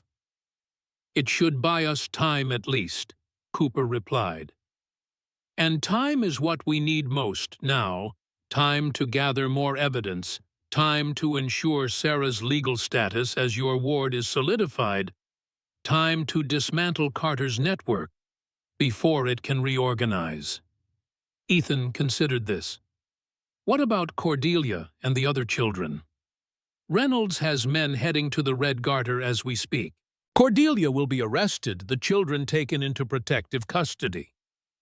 Cooper's expression darkened. Though I fear we may be too late for some of them. The implication hung heavy between them. Cordelia, aware of Carter's death, might have already taken steps to eliminate witnesses or evidence. I should go with them, Ethan decided. Those children will be terrified of more armed men. Cooper shook his head. Your place is here with Sarah. She needs you more than ever now. He placed a hand on Ethan's shoulder. Trust me to handle this part, old friend. I won't fail those children. After a moment's hesitation, Ethan nodded. Cooper was right. Sarah had to be his priority now. And after everything they'd endured together, leaving her so soon after promising to stay would only reinforce her fears of abandonment. Be careful, he warned. Cordelia is cornered now, and that makes her dangerous. I've faced worse, Cooper replied with a grim smile. Remember Antietam. The reference to their shared battlefield past lightened the moment slightly. They had indeed survived worse situations, though in those days the enemy had been clearly defined, the battle lines drawn in open fields rather than hidden behind legal documents and corporate interests. After Cooper departed with Captain Reynolds and his men, Ethan returned to Sarah's bedside. He pulled up a chair, settling in for a long vigil. Outside, ranch hands continued clearing debris from the battle, assessing damage to the buildings and tending to the injured. Tom Wilson reported that 3 of Ethan's men had been killed in Carter's initial attack, with 5 more wounded. The casualties would have been far higher without Cooper's timely arrival with reinforcements. We'll bury our dead at sunset, Tom said solemnly, proper-like, with words said over them. Ethan nodded, guilt weighing heavily on him. Those men had died because of his decision to protect Sarah, a decision he couldn't regret, but one whose consequences he would have to bear. See that their families are provided for, he instructed. Double wages continued for a year at least. Tom nodded, unsurprised by the order. Ethan had always been fair with his men, generous, even which explained their loyalty, despite the isolated nature of ranch life. As afternoon faded toward evening, Dr. Levy examined Sarah once more, pronouncing her physically exhausted, but otherwise remarkably resilient. Children have an amazing capacity to recover, he observed, though the scars inside often take longer to heal than those we can see. Ethan knew this all too well from his own experiences of war and loss. Will she be all right? After everything she's witnessed, Dr. Levy considered the question carefully. With time, patience, and most importantly, stability and love, yes, I believe she will.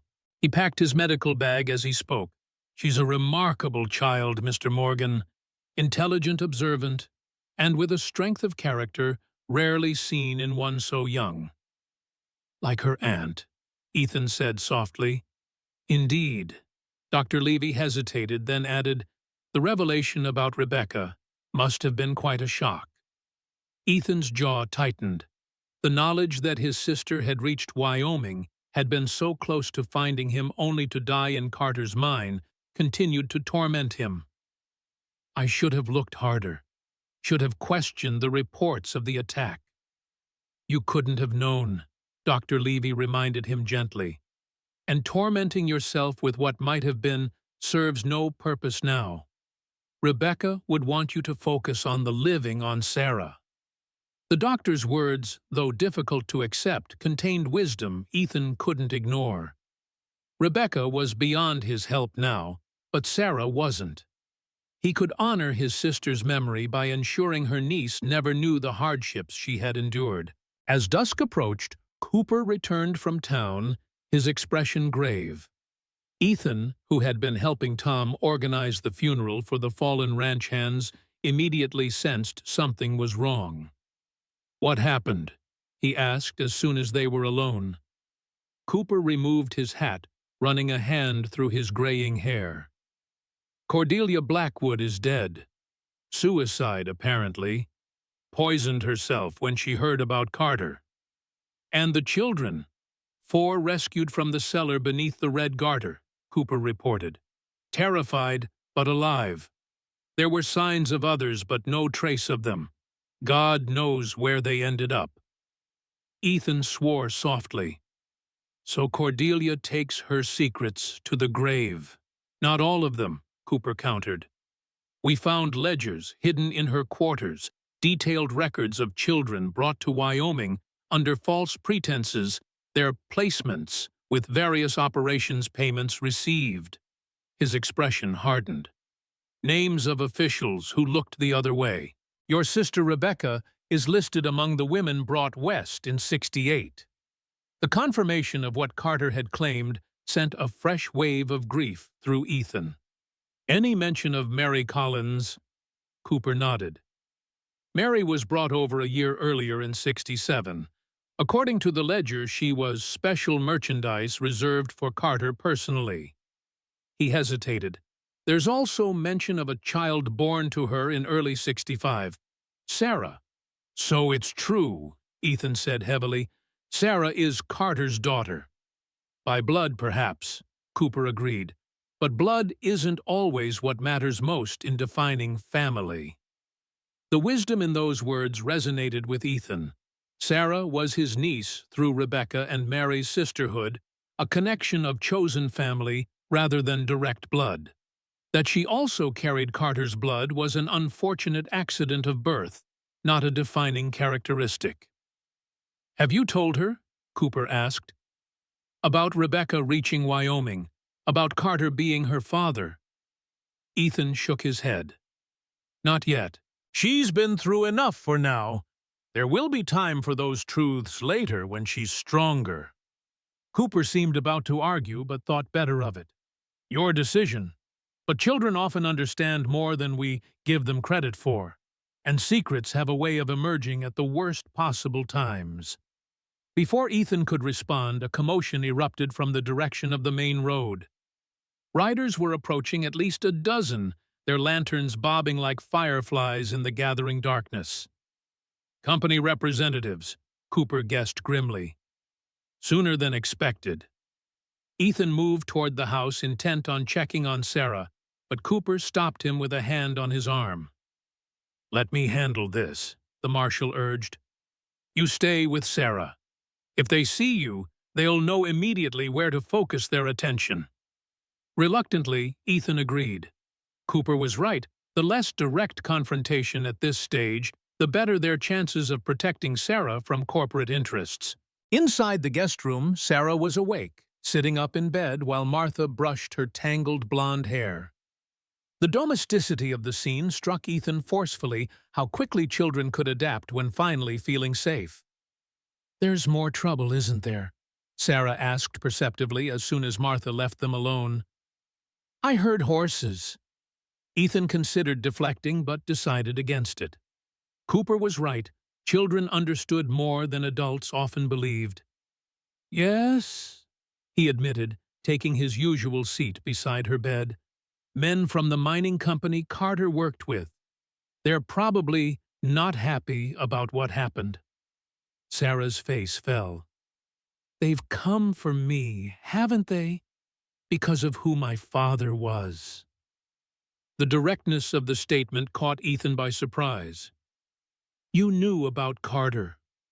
She nodded solemnly. "Mama told me before she died. Said I must never let him know that I knew or he might hurt me worse." Her small hands twisted in the blanket. "I don't want to be his. I want to be yours and Aunt Rebecca's." "You are," Ethan assured her, firmly taking her hands in his. "What Carter did to your mother doesn't define you, Sarah.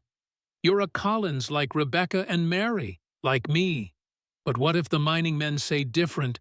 She pressed her voice tight with fear. "What if they make me go with them?" "That won't happen," Ethan promised. "Cooper and I won't allow it. You're staying right here where you belong." Sarah studied his face intently, then nodded, apparently satisfied with what she saw there. "I believe you," she said simply. The trust in those 3 words nearly undid him. After everything she'd endured, after all the broken promises and betrayals she'd experienced in her young life, Sarah was choosing to believe in him. It was a responsibility Ethan didn't take lightly. Outside voices rose in argument, Cooper's familiar tones countered by several others' educated Eastern accents that sounded jarringly out of place on a Wyoming ranch. The mining company had indeed sent their representatives, and judging by the increasing volume, negotiations weren't proceeding smoothly. "I should see what's happening," Ethan said reluctantly. Sarah nodded her understanding. "Be careful, Uncle Ethan." The childish concern in her voice brought a smile to his lips. "I will, and I'll be right back. Promise." On the ranch house porch, Cooper stood with Captain Reynolds facing 4 well-dressed men who had dismounted from their horses. Behind them waited a contingent of armed guards hired guns, rather than legitimate law officers judging by their appearance. "Mr. Morgan," one of the men greeted him as Ethan emerged from the house. "Harold Whitcomb, legal counsel for Western Mining Consolidated. We were just discussing recent unfortunate events with Marshal Cooper." Ethan regarded the lawyer coolly. "My ranch isn't open to uninvited visitors, Mr. Whitcomb, especially those who arrive armed after sunset." Whitcomb smiled thinly. "A precaution merely given the violent occurrences of this morning. We have no hostile intentions." "Then state your business and be on your way," Ethan replied bluntly. "It's been a long day and we're preparing to bury our dead." The lawyer's smile faltered at the direct approach. "Very well. We understand you have taken custody of a minor child formerly under Judge Carter's guardianship, a girl named Sarah Collins." "My niece," Ethan corrected firmly. "Daughter of my sister's sister." Whitcomb exchanged glances with his colleagues. "Be that as it may, we have reason to believe the child may be entitled to certain considerations. As Judge Carter's legal ward, the company wishes to ensure her interests are properly protected." "Her interests are already protected," Cooper interjected, "by her uncle and by territorial law." "Nevertheless," Whitcomb persisted, "given Judge Carter's extensive business dealings with Western Mining, we feel obligated to—" You feel obligated to ensure no uncomfortable truths emerge about your operation, Ethan cut in coldly. Let's not pretend this is about Sarah's welfare. The lawyer's facade of civility slipped slightly. Mr. Morgan, our company has invested considerably in this territory. Judge Carter was a valued partner in progress. His sudden death raises questions that must be addressed. Then address them with the territorial governor, Captain Reynolds spoke up. I've forwarded all relevant evidence to him directly, including Mary Collins's diary detailing your company's involvement in labor exploitation fraud and concealing fatal accidents. Whitcomb's expression hardened. Unsubstantiated accusations from a deceased woman of questionable character hardly constitute evidence. The dismissive tone ignited Ethan's temper. Mary Collins was my sister's sister, he said, his voice dangerously quiet. A woman your company lured west under false pretenses, whose labor you exploited and whose death you covered up. Choose your next words with extreme care, Mr. Whitcomb. A tense silence fell over the gathering. The lawyer seemed to recognize he'd overstepped his demeanor, shifting to a more conciliatory approach. Perhaps we've begun on the wrong foot, he offered. Western Mining has no desire for further conflict. We merely wish to ensure an orderly transition following Judge Carter's unfortunate passing. There will be no transition, Cooper stated firmly. Carter's operations are under investigation for multiple criminal violations. Any company assets tied to illegal activities will be subject to seizure and review. Whitcomb's colleagues shifted uncomfortably at this pronouncement, but the lawyer maintained his composure. We understand the territorial authorities must follow procedure, he acknowledged smoothly. However, the company's legitimate business interests must also be respected. As for the child Sarah, we merely wish to ensure she receives what she is entitled to as Carter's ward. She's entitled to a childhood free from exploitation, Ethan replied, which is exactly what she'll get here with me. Before Whitcomb could respond, the ranch house door opened and Sarah herself appeared on the porch.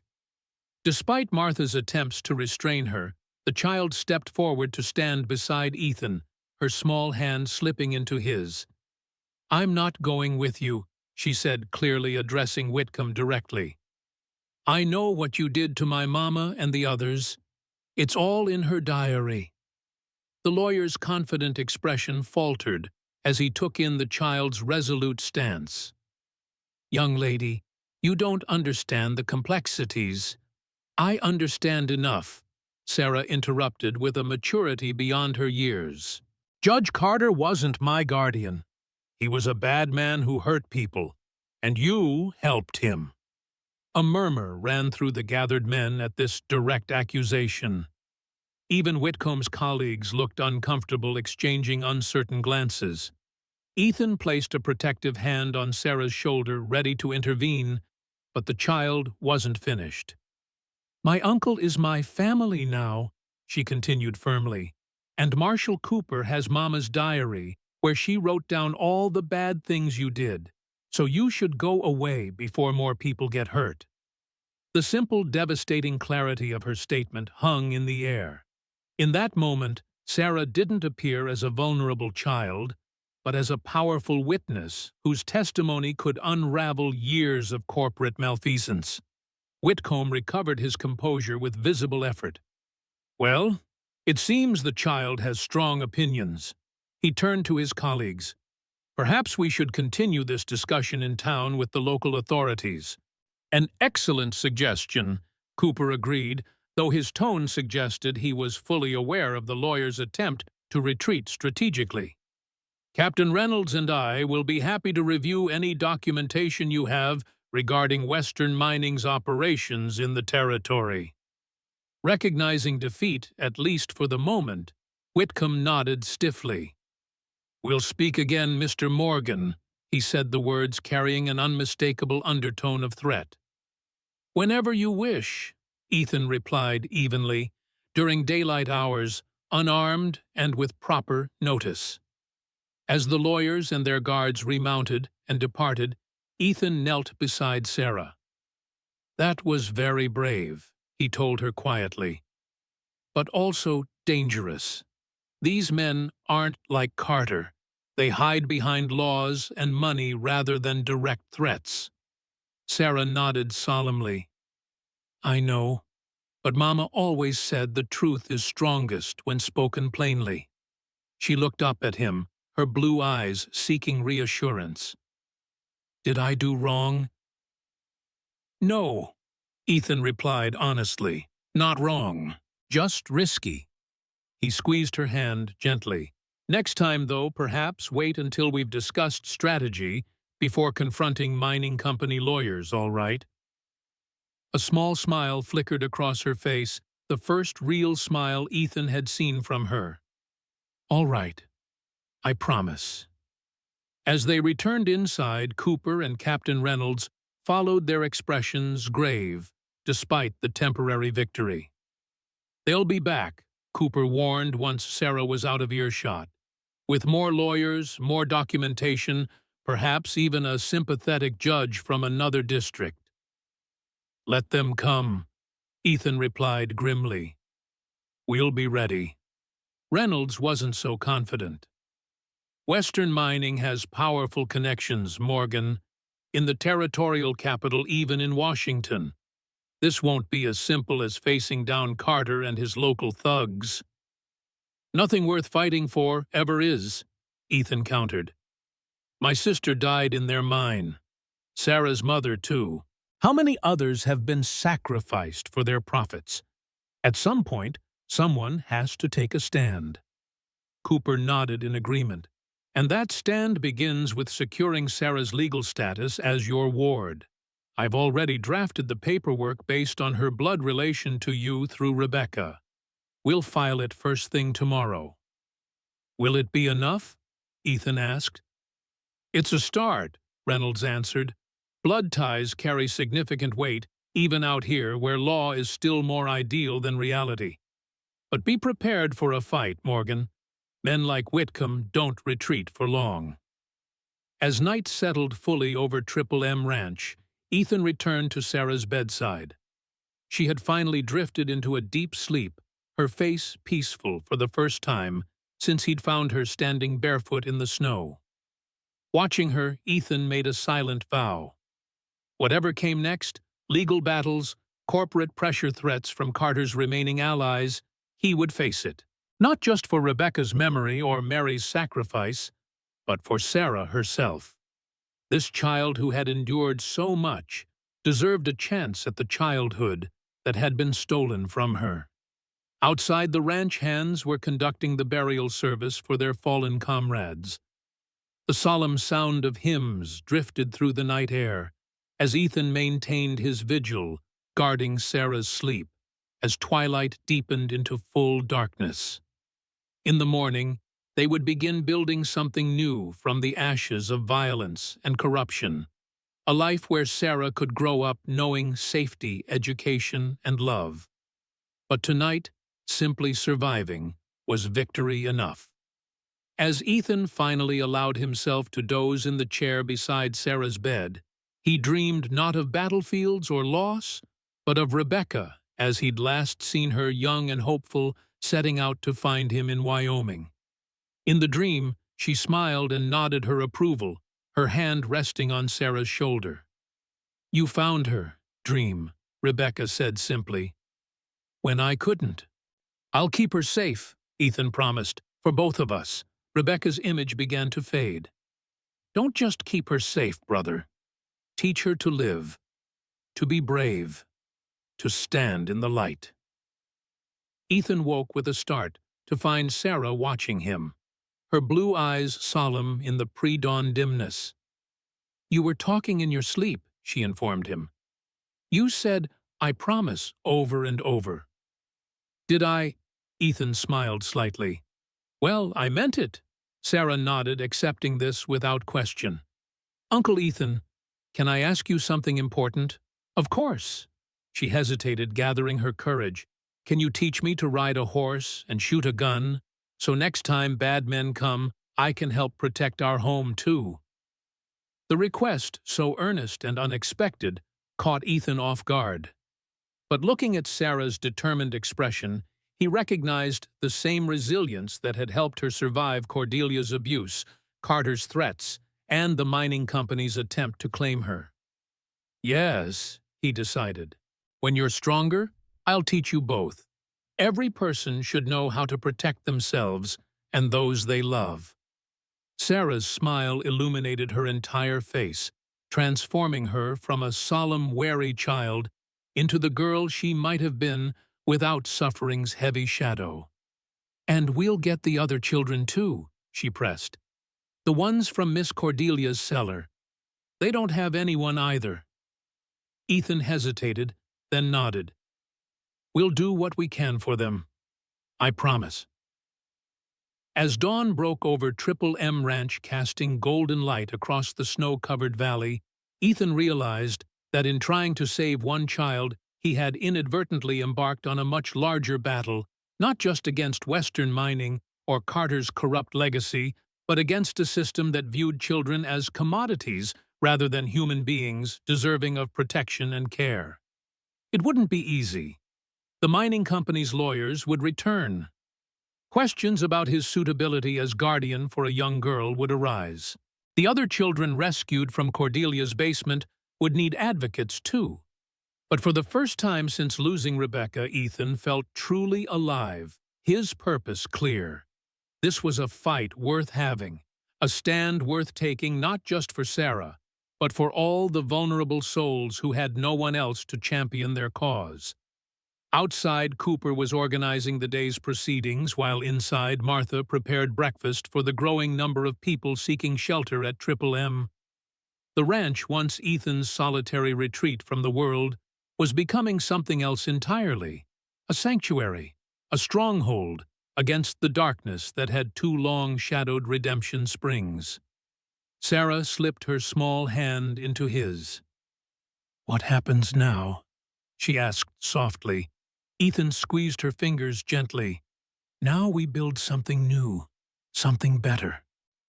And as the morning light strengthened, casting long shadows behind them, but illuminating the path ahead, Ethan knew that whatever challenges awaited, they would face them together.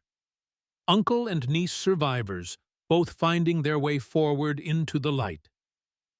Spring came early to Wyoming Territory in 1873, melting the snowdrifts around Triple M Ranch and transforming the valley into a canvas of vibrant green. 3 months had passed since the confrontation with Carter, and on the surface, life had settled into a new rhythm. Ethan stood on the porch of the main house, watching Sarah guide her pony through basic maneuvers in the corral.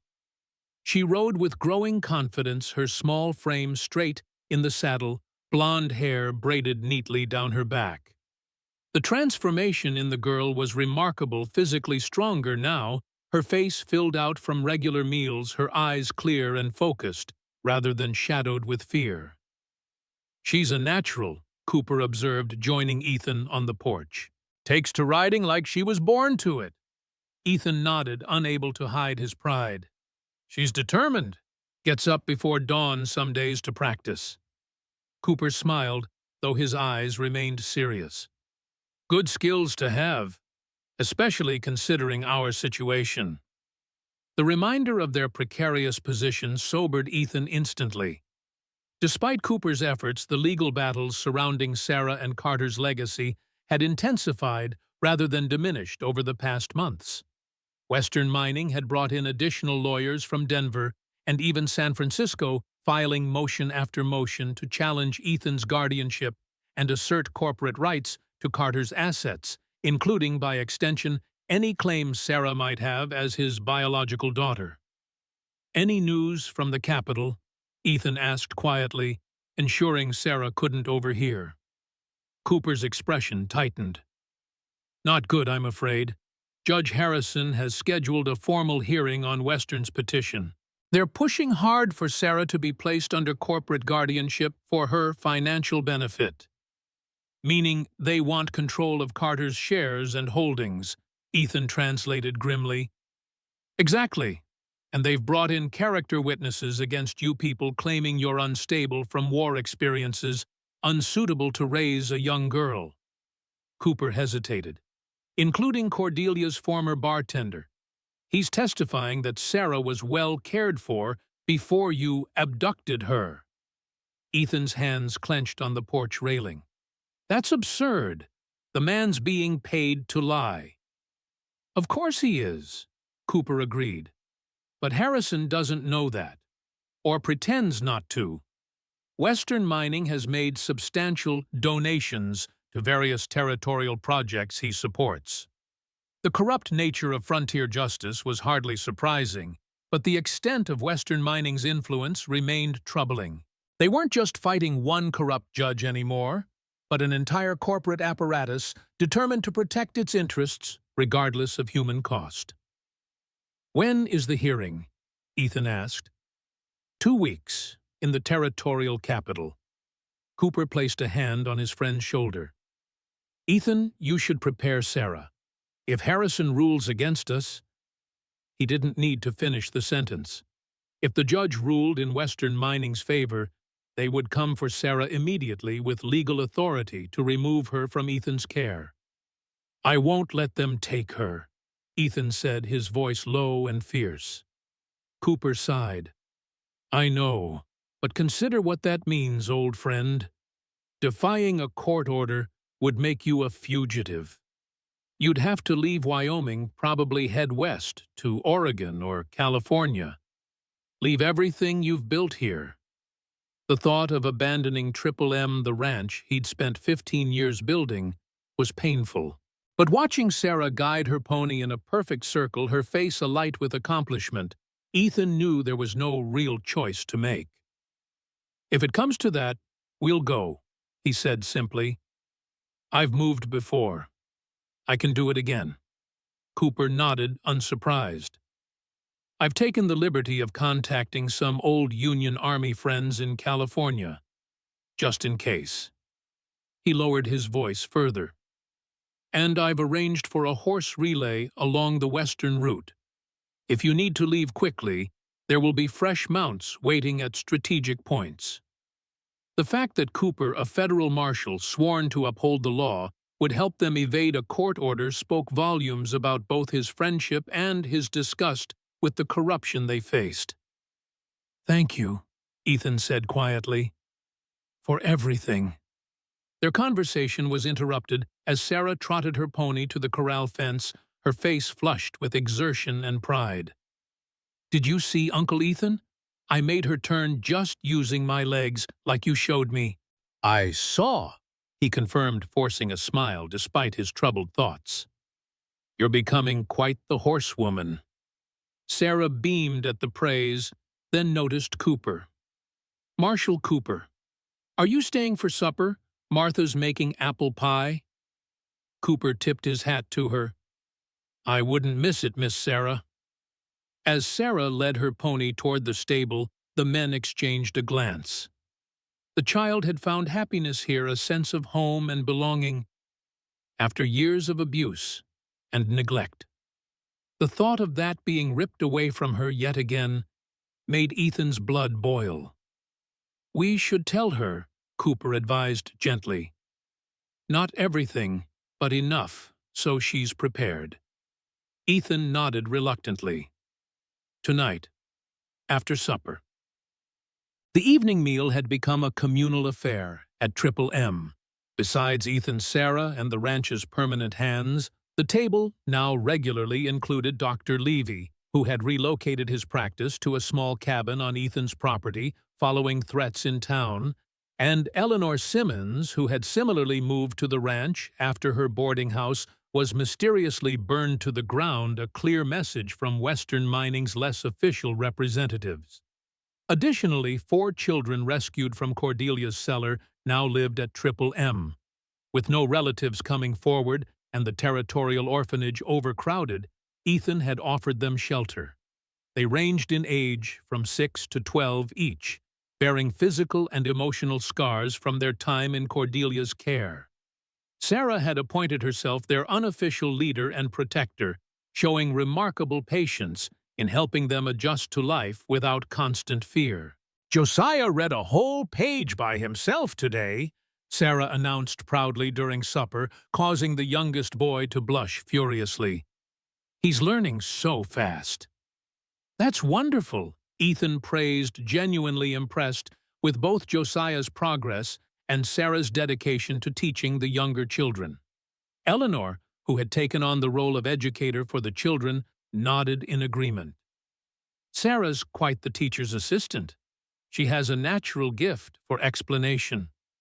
The conversation continued pleasantly through the meal and into dessert, with Martha's apple pie receiving universal acclaim. Only when the children had been excused to prepare for bed did Cooper discreetly signal Ethan that it was time for their more serious discussion. "Sarah," Ethan called as she prepared to follow the others upstairs, "could you stay a moment? We need to talk." Something in his tone must have alerted her to the gravity of the situation. Her smile faded, replaced by the watchful wariness that still emerged in moments of stress. "Am I in trouble?" she asked quietly, returning to her chair. "Not at all," Ethan assured her. "But there's something important we need to discuss." With Cooper and Eleanor present for support, Ethan explained in simplified terms the legal challenges they were facing. He avoided mentioning Carter's biological connection to Sarah, focusing instead on Western Mining's determination to gain control over her future. "They're saying I shouldn't live here anymore," Sarah asked, her voice small but steady. "They're trying to," Ethan confirmed. "But Cooper and I are fighting it. Judge Harrison will make a decision in 2 weeks.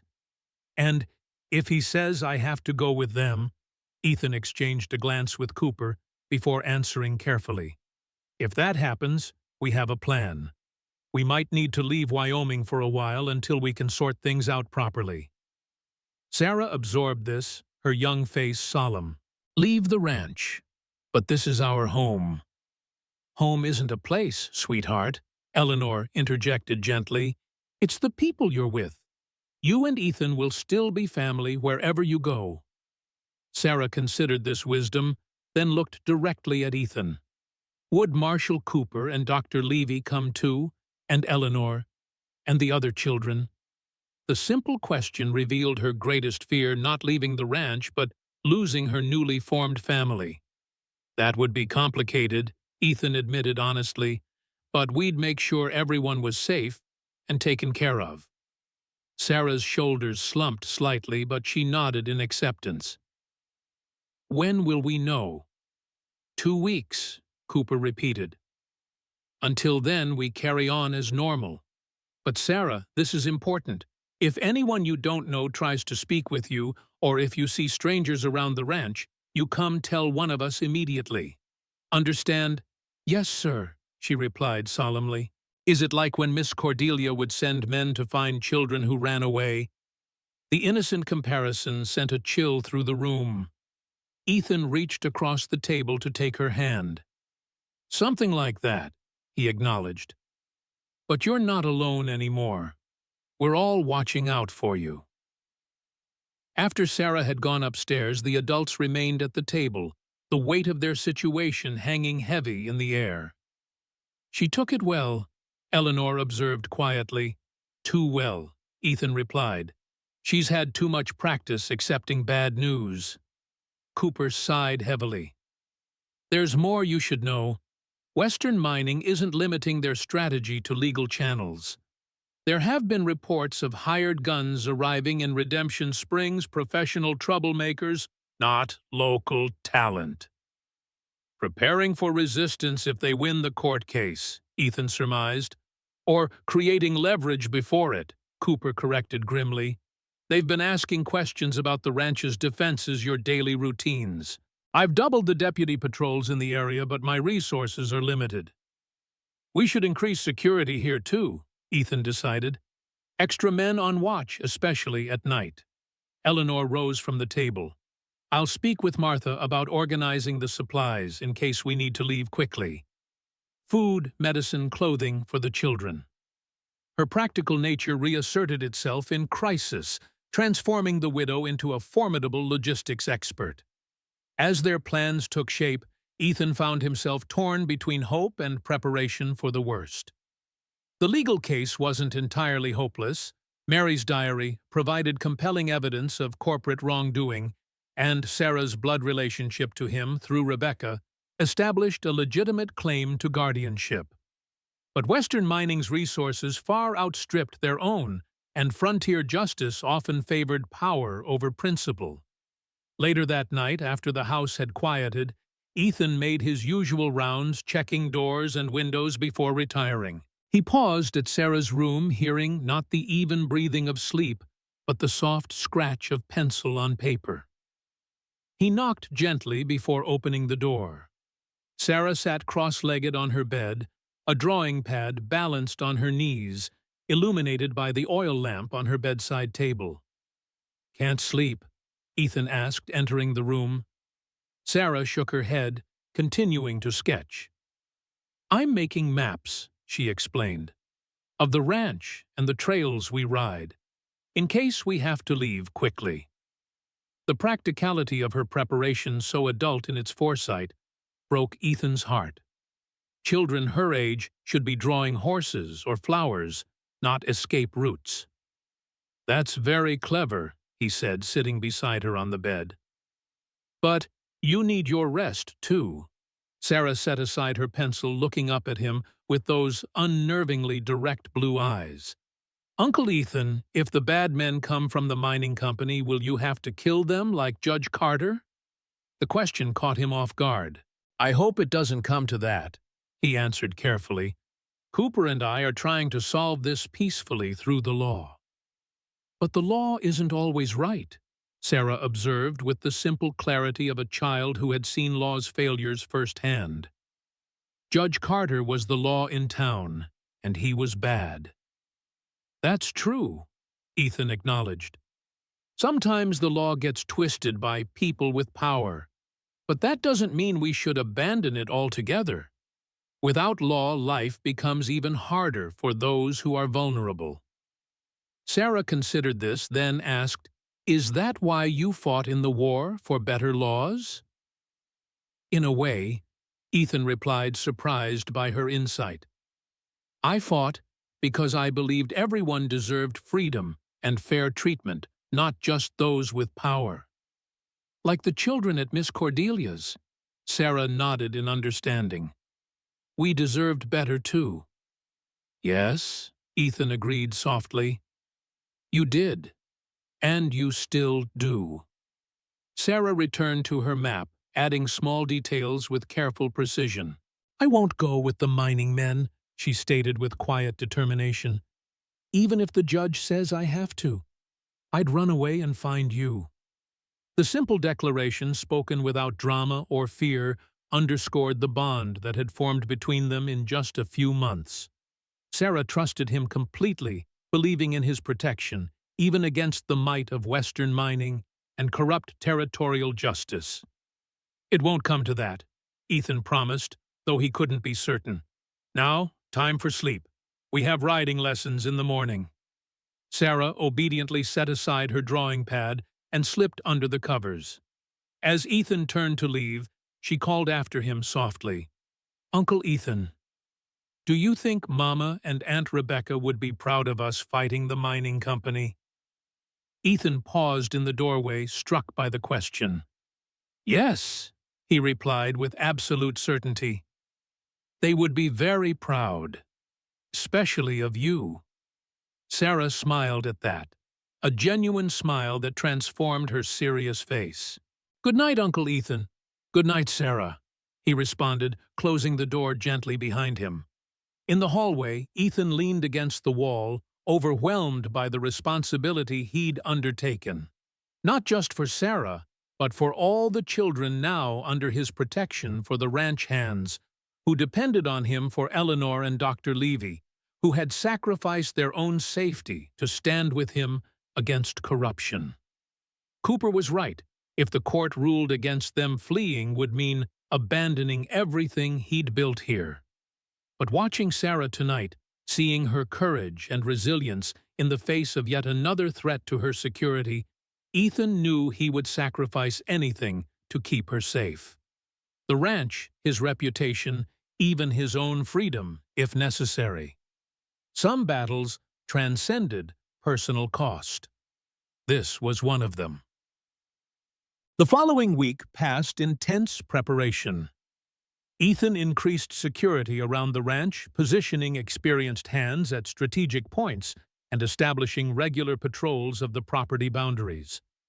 Cooper visited daily, bringing news from town and the territorial capital, most of it discouraging. Western Mining had intensified its campaign, both legal and extra-legal. Their lawyers had filed additional motions questioning Ethan's mental stability and financial capacity to care for Sarah.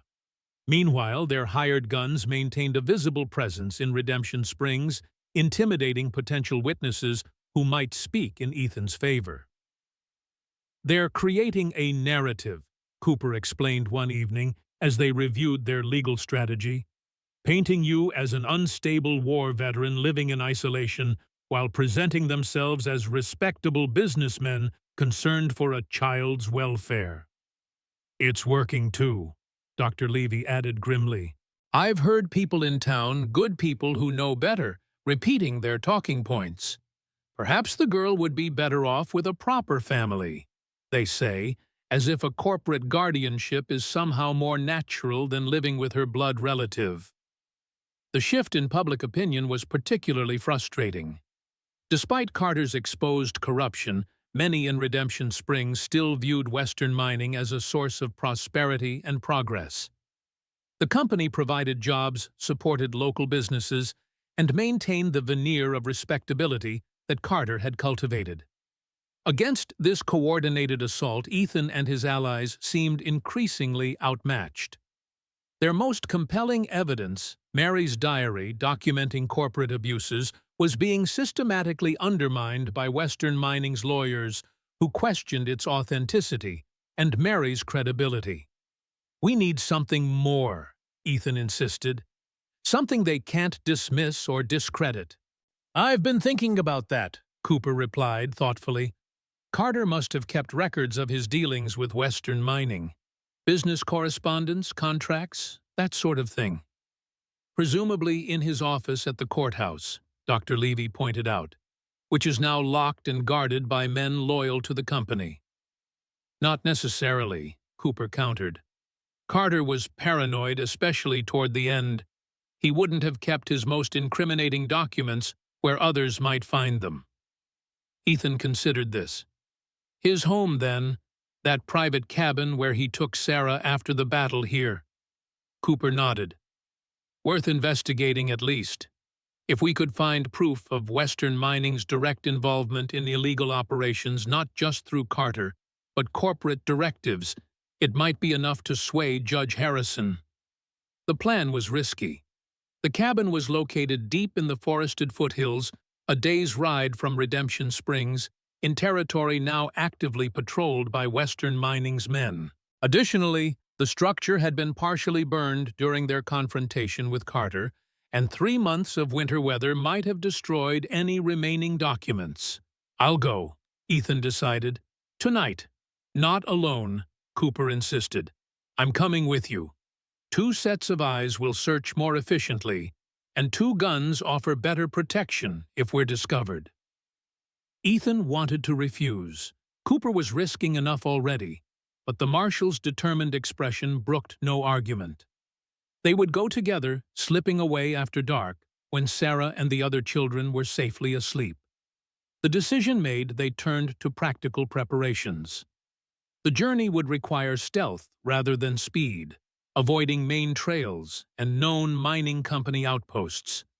They would need supplies for at least 3 days, weapons and tools for excavation, if the cabin's remains needed to be searched thoroughly.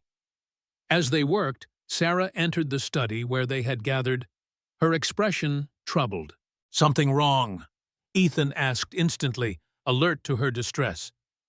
"There's a man watching the ranch," she reported quietly. "From the ridge above the north pasture. I saw his telescope reflecting the sun when I was exercising my pony. Cooper and Ethan exchanged concerned glances.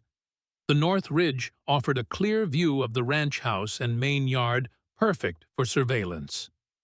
"Good observation," Cooper praised her.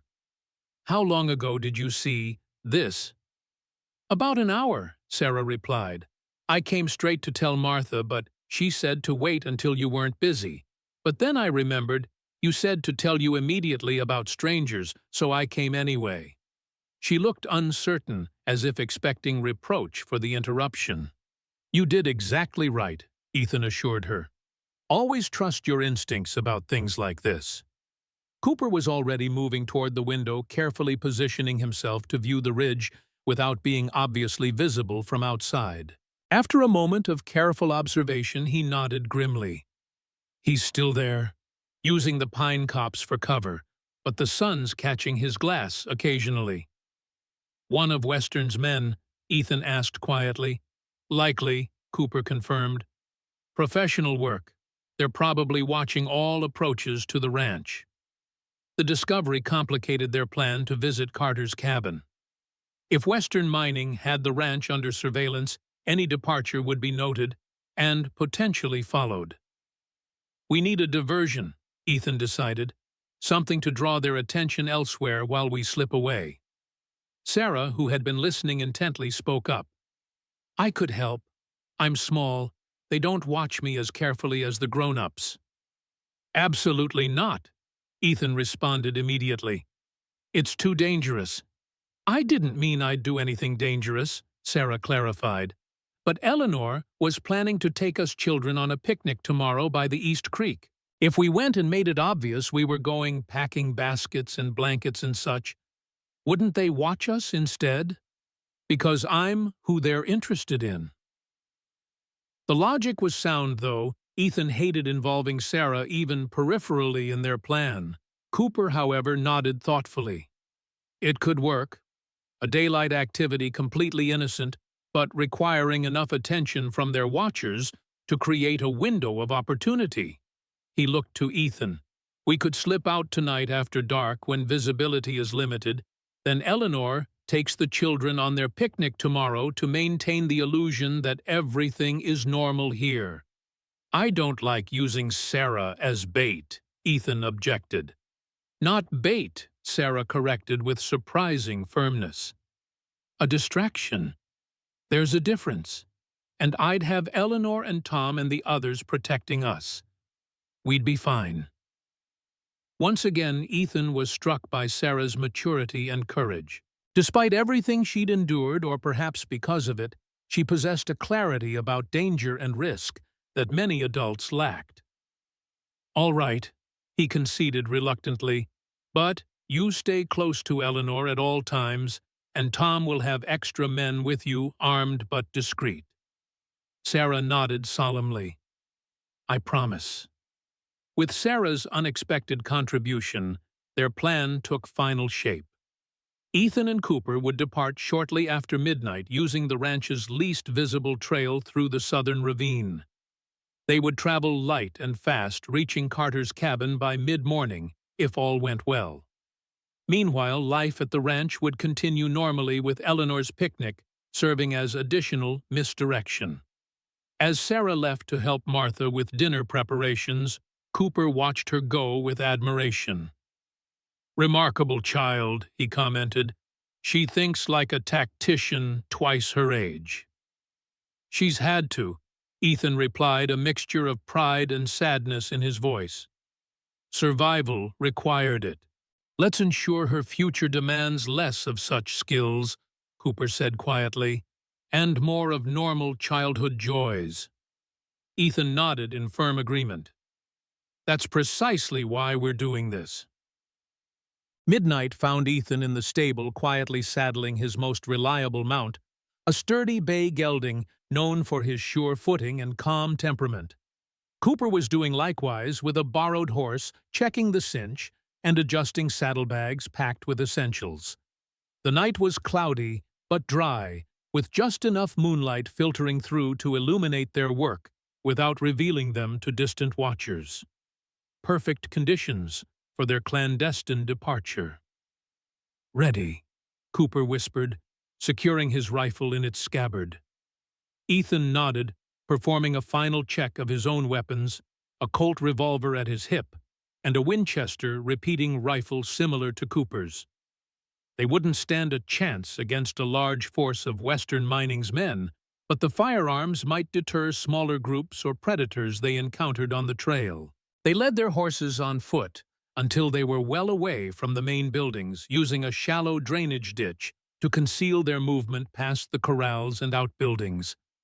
Only when they reached the mouth of the southern ravine did they mount up, urging their horses forward into the narrow passage that would shield them from observation. The ravine wound through rocky terrain for nearly 2 miles before opening onto a broader valley. Throughout the passage, both men remained vigilant for signs they were being followed, but the night remained quiet, save for the soft clopping of their horses' hooves on stone and the occasional call of a night bird. "I think we're clear," Cooper murmured as they emerged from the ravine.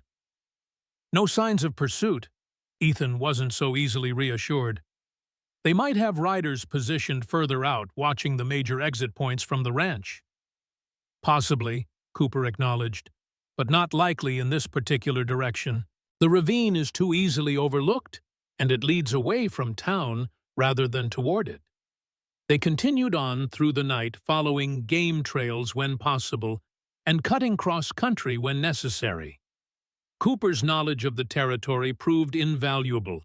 As marshal, he had spent years learning every path and shortcut in the region, often tracking fugitives through these same hills.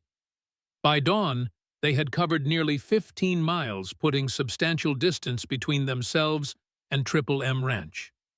They paused briefly in a sheltered grove to rest the horses and eat a cold breakfast of jerky and hardtack, neither man willing to risk a fire. "Another 4 hours should bring us to Carter's cabin," Cooper estimated, consulting a rough map he'd drawn from memory. "Assuming it's still standing after the fire.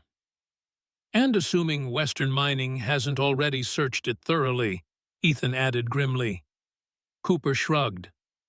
"Possible, but not certain." The cabin's location was known to very few. Carter valued his privacy for his more unsavory activities. The implication hung in the air between them. Carter's remote cabin had been a place where he could indulge vices and conduct business away from public scrutiny. The thought of Sarah being held there during their confrontation still made Ethan's blood boil. They resumed their journey as the sun climbed higher, cutting through dense pine forests and skirting meadows bright with spring wildflowers. In different circumstances, the scenery might have been breathtaking. Now every open space represented vulnerability, every shadowed grove a potential ambush. Mid-morning found them approaching their destination with increased caution. Cooper led them on a circuitous route that approached the cabin from above rather than along the main trail, allowing them to survey the area before committing to the final approach. From their vantage point on a rocky outcrop, they could see that the cabin had indeed survived the fire, though one wall and a portion of the roof had collapsed. More concerning was the presence of 2 horses tethered to a tree near what remained of the front porch. "Company," Cooper whispered, raising his field glasses. 2 men, armed. By their dress, not locals, probably Western Mining hired guns. Ethan frowned, searching the cabin, guarding it more likely. "See how they're positioned, one watching the trail, one by the door. They're not there to find something, they're ensuring no one else does." The observation confirmed their suspicions. Carter had indeed kept incriminating documents in the cabin, and Western Mining was determined to prevent their discovery. "Options?" Ethan asked quietly. Cooper considered the situation. 2 of them, 2 of us. But a direct confrontation risks injury or worse, and we need to return to the ranch. He studied the terrain carefully. "I could create a diversion. Draw them away long enough for you to search the cabin." Risky, Ethan observed. If they split up, you'd be facing one alone while I'm occupied inside. True, but I don't see a better alternative. Unless… Cooper paused, his expression changing. Wait, look at their horses. Ethan followed his gaze, noting the distinctive branding on one mount, the Western Mining logo, clear even at this distance. Company men, definitely, he agreed. What of it? Not just company men, Cooper corrected. I recognize that bay with the white stocking. Belongs to Jackson Maxwell's former deputy, who sided with Carter during our confrontation. He took a bullet in the shoulder during the pass skirmish. The identification changed the dynamics significantly. Jackson wasn't just a hired gun, he was a former lawman with a personal grudge against both Ethan and Cooper. More dangerous, but also potentially more predictable in his motivations. He'll recognize us on sight, Ethan noted. No chance of bluffing our way past. No, Cooper agreed. But he's also arrogant, and likely still nursing that wounded shoulder. The marshal's expression hardened. I have an idea, but you won't like it. I'm listening. I ride down openly. Marshal on official business. Draw their full attention. Jackson won't be able to resist the opportunity to confront me again, especially with his partner backing him. Cooper outlined his plan quickly. While I keep them occupied, you circle behind the cabin. There should be a rear window or entrance you can use. And if they decide to simply shoot the marshal, Ethan asked grimly. Unlikely. Jackson's smart enough to know that killing a federal officer would bring more heat than even Western Mining could handle. He'll posture, threaten delay, but not open fire, at least not immediately. Cooper's confidence was steady. I can handle Jackson long enough for you to find what we need.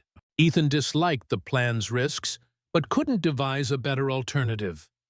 Time was their enemy, both in terms of their mission and the larger battle for Sarah's future. They needed those documents, and they needed them now. 30 minutes, he decided. If I haven't found anything by then, or if there's any sign of trouble, I'm coming out guns ready. Cooper nodded in acceptance of the time limit. Look for hidden compartments, false walls, or floorboards. Carter was paranoid about security.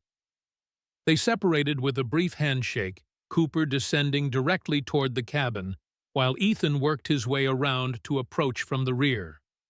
From his position, Ethan could see Cooper ride openly into view, raising his hand in greeting, as the two guards immediately drew their weapons.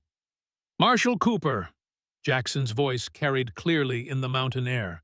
Quite a coincidence finding you in these remote parts. No coincidence, Jackson, Cooper replied easily, dismounting with deliberate casualness. Following up on reports of suspicious activity, these are territorial lands, not private property. As Cooper had predicted, Jackson couldn't resist engaging his posture, shifting from alert wariness to aggressive confrontation. You've exceeded your jurisdiction, Marshal. This area falls under Western Mining's development claims. Interesting interpretation of territorial law, Cooper responded, his tone deliberately provocative.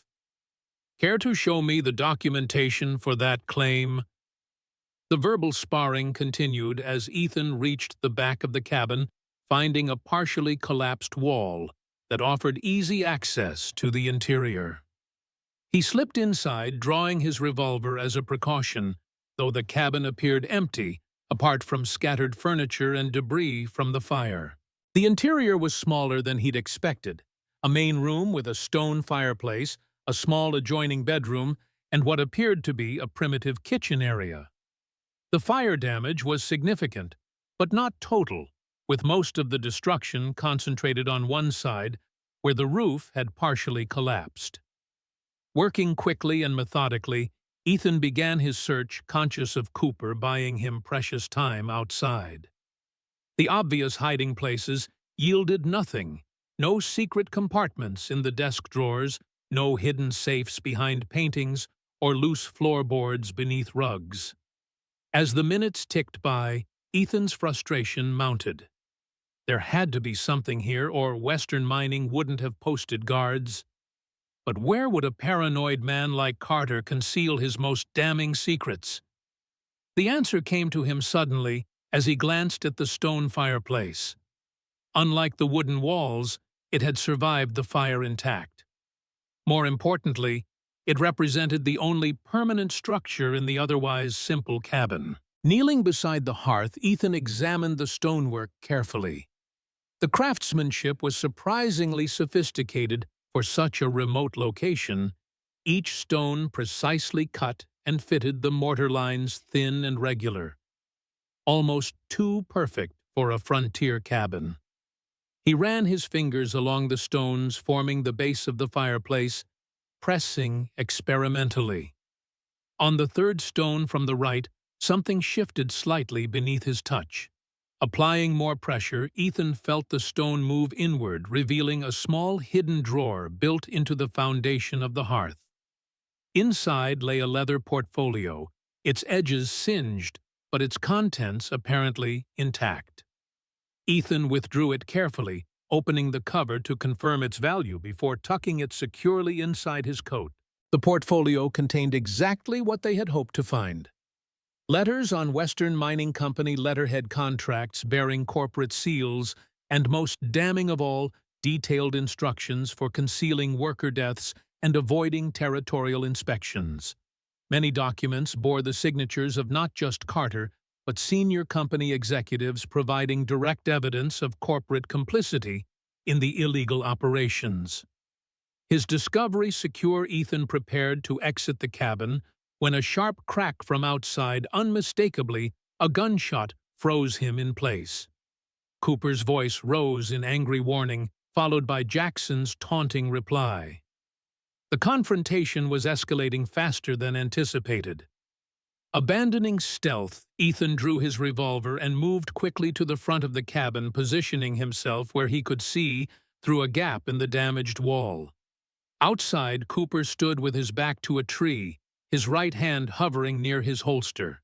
Opposite him, Jackson and his companion had spread out, both with weapons drawn, but not yet aimed directly at the marshal. "Last chance, Cooper," Jackson was saying, his voice cold with menace. "Ride out now and forget you were ever here. The company doesn't want a dead marshal complicating matters." "Generous," Cooper replied sarcastically. "But I think I'll complete my inspection first, unless you gentlemen have something to hide." Jackson's patience visibly thinned. "We don't need this, Cooper. The hearing's already decided Judge Harrison is in the company's pocket. Morgan will lose, the girl lose his ranch, lose everything. Why die for a lost cause?" The casual confidence with which Jackson declared the outcome of the hearing sent a chill through Ethan. Was the fix truly so complete? Had their legal battle been hopeless from the start? "Because some principles matter more than winning," Cooper answered steadily. "Something you wouldn't understand, Jackson." Oh, the former deputy's face contorted with rage. "Principles won't save you or Morgan's brat. The company always wins." His hand tightened on his revolver, and Ethan knew with certainty that Jackson intended to kill Cooper regardless of the consequences. In that same moment, Cooper must have reached the same conclusion. His hand dropped to his holster with practiced speed.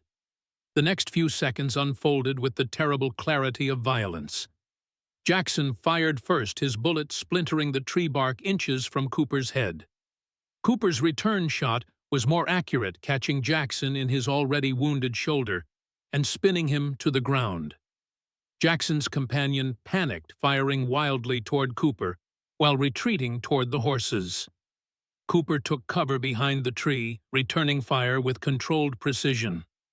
Ethan seized the opportunity created by the chaos emerging from the cabin with his Winchester raised. "Drop it," he commanded Jackson's partner, who froze in surprise at the unexpected threat from behind. For a moment, it seemed the man might comply.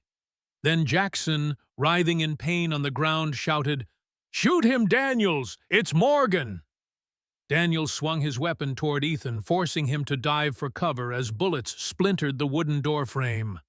Rolling to a protected position, Ethan returned fire, his first shot missing, but his second finding its mark in Daniels's thigh. The man cried out, dropping his weapon and collapsing beside his injured companion. Cooper emerged from his cover, keeping his revolver trained on both men as he approached cautiously. "It's over, Jackson," the marshal declared. "You're both under arrest for assaulting a federal officer." But Jackson wasn't finished. With the desperate strength of a cornered predator, he lunged for his fallen weapon, raising it toward Cooper with murder in his eyes. Ethan and Cooper fired simultaneously. Jackson jerked violently as both bullets found their target, then slumped motionless to the ground, his final expression one of shocked disbelief. Daniels, witnessing his partner's death, immediately raised his hands in surrender. "Don't shoot! I'm done." The sudden silence following the gunfire seemed unnaturally heavy, broken only by Daniels's pained breathing and the nervous shuffling of the horses tethered nearby. "You hit?" Ethan asked Cooper, approaching with his rifle still ready. The marshal shook his head. "Clean. You—" "Same." Ethan nodded toward the interior of the cabin. "I found what we needed. Letters, contracts, direct evidence of corporate involvement in Carter's operations." A grim smile crossed Cooper's face. Then Jackson died for nothing. His decided hearing just became considerably less certain. While Cooper secured Daniels and treated his leg wound enough to stop the bleeding, but not alleviate his discomfort, Ethan retrieved their horses and examined the documents more thoroughly. The evidence was comprehensive and damning, providing exactly the leverage they needed to counter Western Mining's legal maneuvers. "We need to get these to the capital immediately," Ethan decided, "before the company realizes what we've found." Cooper nodded in agreement. "I'll take them personally along with our prisoner. His testimony about being hired to guard incriminating documents will add weight to our case." He glanced at the portfolio in Ethan's hands. "You should return to the ranch. Sarah will be worried, and Western Mining might react unpredictably once they learn of Jackson's death." The logic was sound, though Ethan was reluctant to separate. "You'll be traveling alone with a prisoner. Risky, especially if Western has more men in the area." "I'll take the high trail through Thunder Canyon," Cooper replied. "Less traveled, and I know it well from my Army Scout days. Besides, they'll be looking for 2 riders, not a marshal with a prisoner." The plan made sense, despite Ethan's reservations. Cooper was right. His place was at the ranch, protecting Sarah and the others, while Cooper delivered their evidence to Judge Harrison. As they prepared to part ways, Cooper placed a hand on Ethan's shoulder. "We've got them now, old friend. These documents prove systemic corruption, not just Carter's individual crimes. Even a judge in the company's pocket will have difficulty dismissing such evidence." Ethan nodded, hoping his friend was right. But Jackson's confident assertion that the outcome was predetermined continued to haunt him. How deep did Western Mining's influence reach? Would even this evidence be enough? "Be careful," he urged Cooper. "The closer we get to victory, the more dangerous they become." Cooper mounted his horse, Daniels secured uncomfortably but effectively on a second mount. 2 days to the capital, 1 day for the legal filings. I'll return as soon as possible." He paused, his expression grave. "If I'm not back by the hearing date, assume something went wrong, and be prepared to take Sarah and run." The frank acknowledgement of the risks sobered Ethan further. They were challenging, powerful men who had already demonstrated their willingness to resort to violence when their interests were threatened. Today's confrontation might be just the beginning. "I'll be ready," he promised. "Either way, As Cooper departed with his prisoner taking the portfolio of evidence with him, Ethan gathered Jackson's body across his saddle. He couldn't leave even an enemy unburied in these mountains, and began the long journey back to Triple M Ranch. The spring sunshine illuminated the magnificent landscape around him, but Ethan found little joy in the scenery. Despite their discovery, Jackson's confident words echoed in his mind. The hearing's already decided. Morgan will lose. The girl, lose his ranch, lose everything. Was it mere bluster from a desperate man, or a glimpse of the truth? Would Cooper's dangerous mission with their hard-won evidence make any difference against the entrenched power of Western mining? As Triple M Ranch appeared in the distance late that afternoon, Ethan still had no answers to these questions. But seeing Sarah waiting anxiously on the porch, her small figure straightening with visible relief at his approach, he knew one thing with absolute certainty. Whatever happened at the hearing, he would not allow them to take her, even if it meant leaving everything else behind. The next week passed in a haze of preparation and growing tension. With Cooper gone to the territorial capital and the hearing date approaching, Ethan divided his attention between strengthening the ranch's defenses and preparing contingency plans should the legal battle fail. Tom Wilson organized the ranch hands into regular patrols, while Eleanor instructed the children on emergency procedures, where to hide, how to reach the safe house Ethan had established in the foothills, signals to recognize friend from foe. What might have seemed excessive precaution to outsiders felt grimly necessary, given Western mining's demonstrated willingness to use force. Sarah threw herself into these preparations with characteristic determination. She memorized escape routes, practiced riding at night, and even insisted on basic shooting lessons with a small derringer Ethan reluctantly provided. Watching her methodically load and unload the weapon, her small hands steady and her expression focused, Ethan felt a complex mixture of pride and sorrow. No child should need such skills. Yet Sarah's resilience continued to astonish him. "Do you think Marshal Cooper made it to the Capitol?" she asked on the evening of the 5th day as they sat together on the porch watching the sunset paint the distant mountains gold and crimson. "I believe so," Ethan replied, though uncertainty gnawed at him. They had received no word since Cooper's departure, not even through the telegraph office in Redemption Springs. "He knows those trails better than anyone." Sarah nodded, accepting his assessment. "And the papers he took, they'll help us. They should," Ethan confirmed. "They provide direct evidence of Western mining's illegal activities, not just through Judge Carter, but from company executives themselves."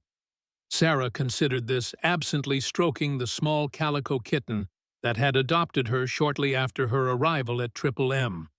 The animal had appeared mysteriously one morning, half-starved and skittish, much like Sarah herself. Now both had flourished under the ranch's care.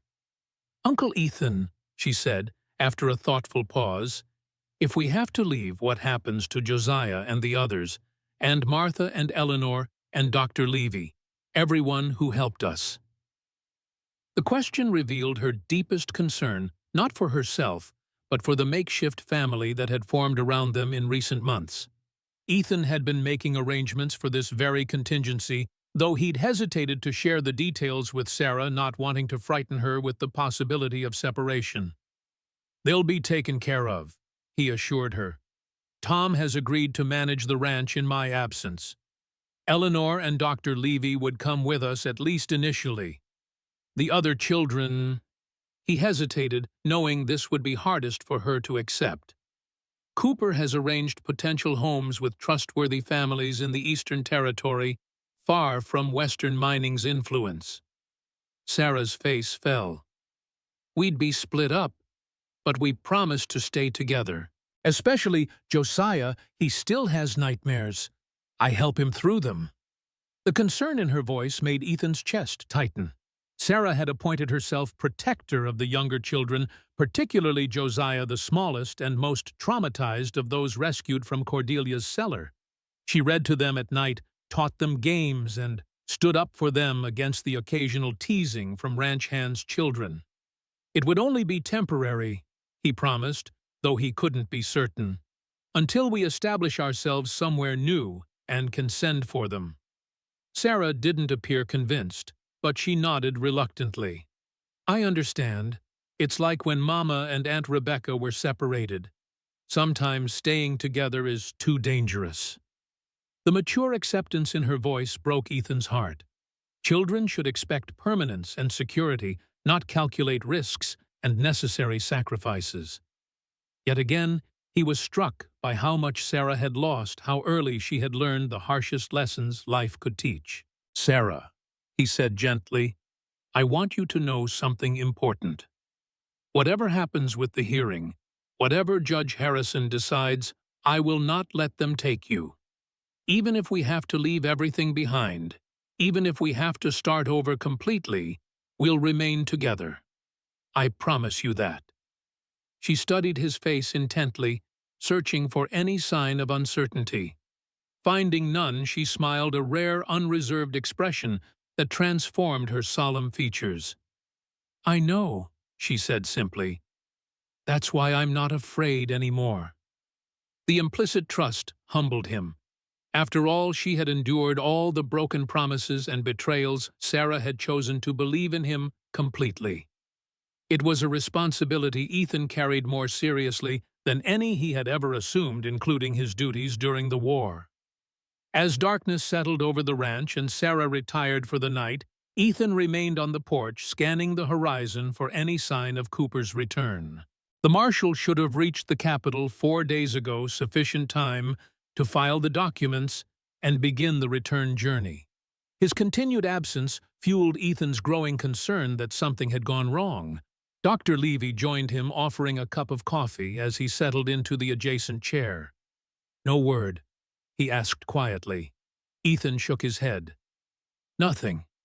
The doctor sighed, his wizened face grave in the lamplight. We should consider the possibility that Cooper was intercepted. Western Mining has resources throughout the territory. I've considered it, Ethan acknowledged grimly, which is why I've already set the evacuation plans in motion. Martha is packing provisions, and Tom has arranged for fresh horses to be ready at a moment's notice. Dr. Levy nodded approval. Wise precautions. When is the hearing scheduled? 3 days from now in the territorial capital, though without Cooper and the evidence. Ethan left the sentence unfinished, the implication clear. You could still attend, Dr. Levy suggested. Present your case directly to Judge Harrison. Ethan had considered this option but rejected it as too risky. If I leave the ranch, Western Mining would seize the opportunity to take Sarah. The hearing is likely a trap. They expect me to appear and contest their petition, leaving Sarah vulnerable here. So you forfeit the legal battle entirely. The battle was likely lost before it began, Ethan replied, recalling Jackson's confident assertion. Harrison is in their pocket, as are most officials with any authority in the territory.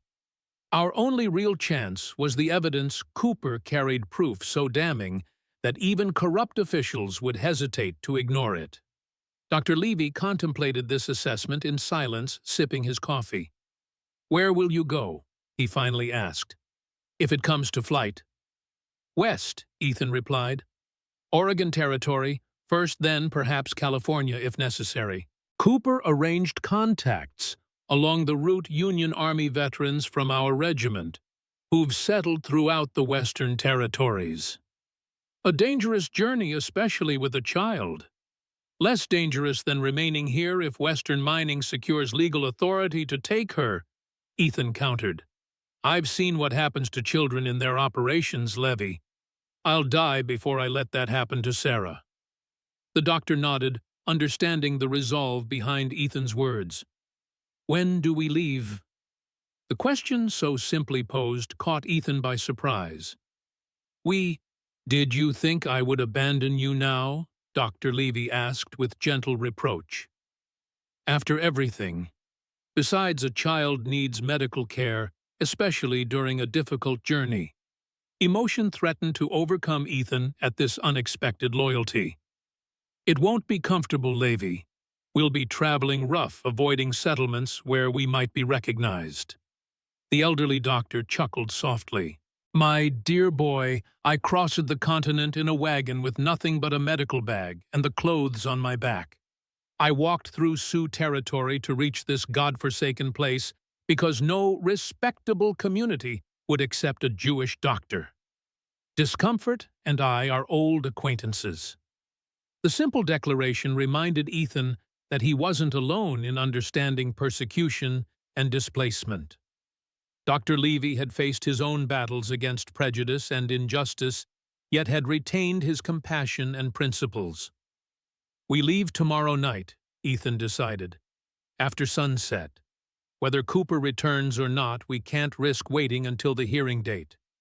We'll take the western trail through Thunder Canyon, avoiding the main roads where western mining might have men watching.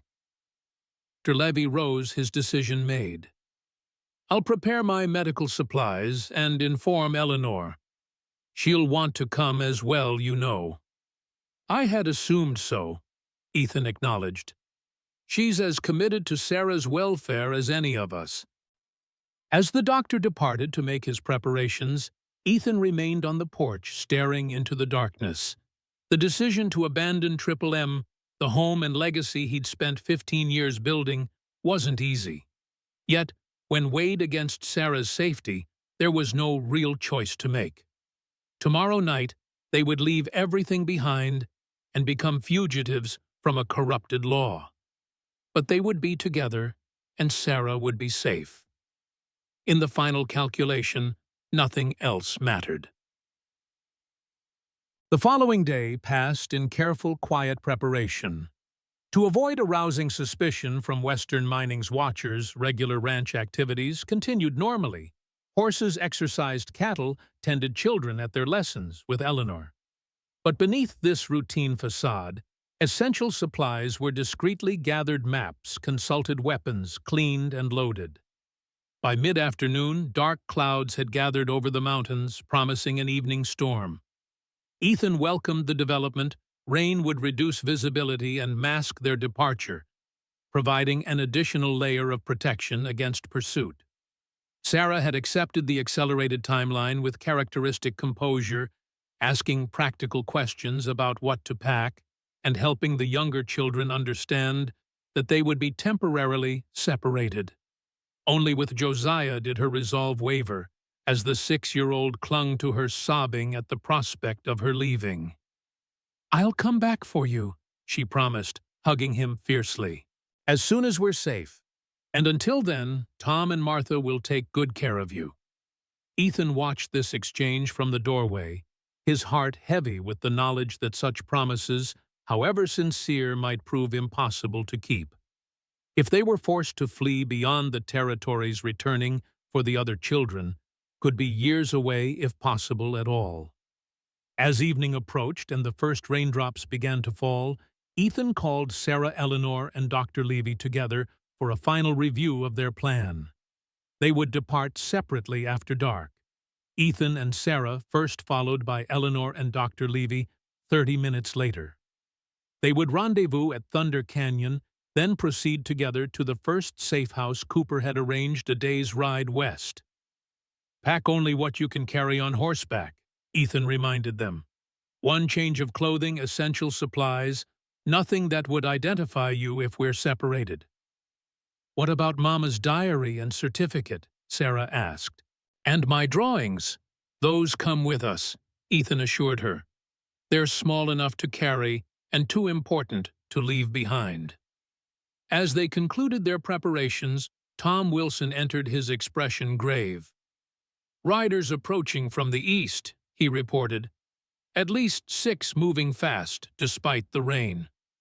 Ethan's muscles tensed. Western mining men. Tom nodded grimly. Looks that way. They're armed, and they're not trying to hide their approach. The timing was suspicious, too deliberate to be coincidence, too forceful for a routine visit. Something had changed, prompting Western Mining to abandon subtlety for direct action. Cooper, Ethan realized aloud, they must have intercepted him, or received word that he reached the capital with the evidence. Whatever the reason, they're 20 minutes out at most, Tom warned, and they don't look like they're coming for polite conversation. Ethan made an instant decision. We leave now. No time for the staged departures. Tom, delay them as long as you can without risking yourself or the other hands. Tom nodded, his weathered face determined. We'll give you at least an hour's head start, more if possible. Ethan clasped his foreman's hand, acknowledging the risk the man was taking. The children will be protected as if they were my own, Tom promised. Martha and I have already arranged to move them to the line cabin up north if things get ugly here. Western Mining won't find them. Reassured, Ethan turned to Sarah Eleanor and Dr. Levy. Gather your things. We ride in 5 minutes out the back way through the eastern ravine. But the riders are coming from the east, Eleanor objected. Exactly, Ethan explained. They'll expect us to flee west away from their approach. By circling east behind them, then cutting north toward Thunder Canyon, we can avoid their main force. The strategy was risky, but sound. While Tom organized a defense of the ranch house that would occupy the approaching riders, Ethan led their small party to the stables, where 4 horses stood ready, already saddled and loaded with essential supplies. Sarah mounted her pony with practiced ease, her face solemn but determined beneath the hood of the oilskin slicker Martha had insisted she wear against the increasing rain. Eleanor and Dr. Levy followed suit, each showing more determination than fear, despite the gravity of their situation. Stay close, follow my lead, and if we're separated, head for Thunder Canyon, Ethan instructed as they prepared to depart. And remember, Sarah's safety is our priority even above our own. Both nodded their understanding of this fundamental principle. Then, with a final glance at the ranch house that had been his home for 15 years, Ethan led them into the gathering storm, leaving behind everything he had built, in exchange for something infinitely more precious, the safety of a child who had come to mean more to him than any possession. The rain, now falling steadily, provided welcome cover as they made their way through the eastern ravine, a narrow passage normally used only by ranch hands tending the far pastures. The going was slow and treacherous, with muddy footing that forced them to proceed at a walk rather than the gallop Ethan would have preferred. They had covered perhaps 2 miles when the distant crack of gunfire reached them through the drumming rain. Ethan reined in, listening intently. Multiple shots coming from the direction of the ranch, Tom and his men engaging Western Mining's forces.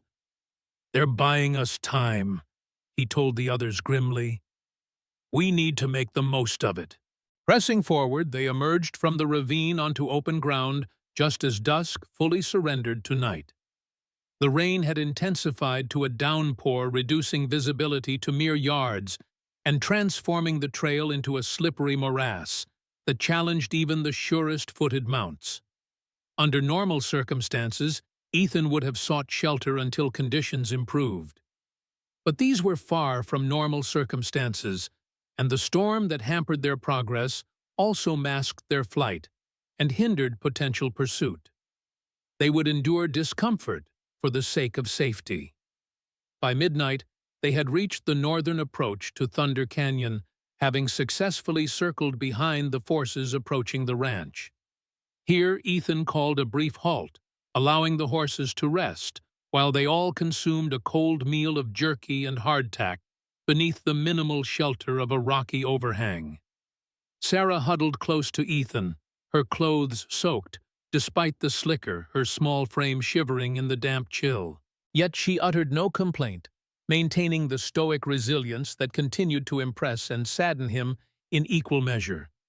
"How much farther to the safe house?" she asked through chattering teeth. Another 4 hours if the rain holds, Ethan replied, wrapping an additional blanket around her shoulders. Less if it clears, and we can increase our pace. Dr. Levy, who had been examining Eleanor's mount, approached with concern etched on his face. The gray is showing signs of lameness, he reported quietly. She likely won't make it through the canyon without rest. The development complicated their already precarious situation. Without 4 healthy mounts, their progress would be slowed significantly, increasing the risk of capture once Western Mining organized a proper pursuit. Options, Ethan asked, considering alternatives. I could stay behind, Eleanor offered immediately. Find shelter here until you can send help. Ethan shook his head firmly. Too dangerous. If Western Mining finds you alone, there's no telling what they might do. He considered the map in his mind, recalling alternative routes. There's a trapper's cabin about 2 miles north of here.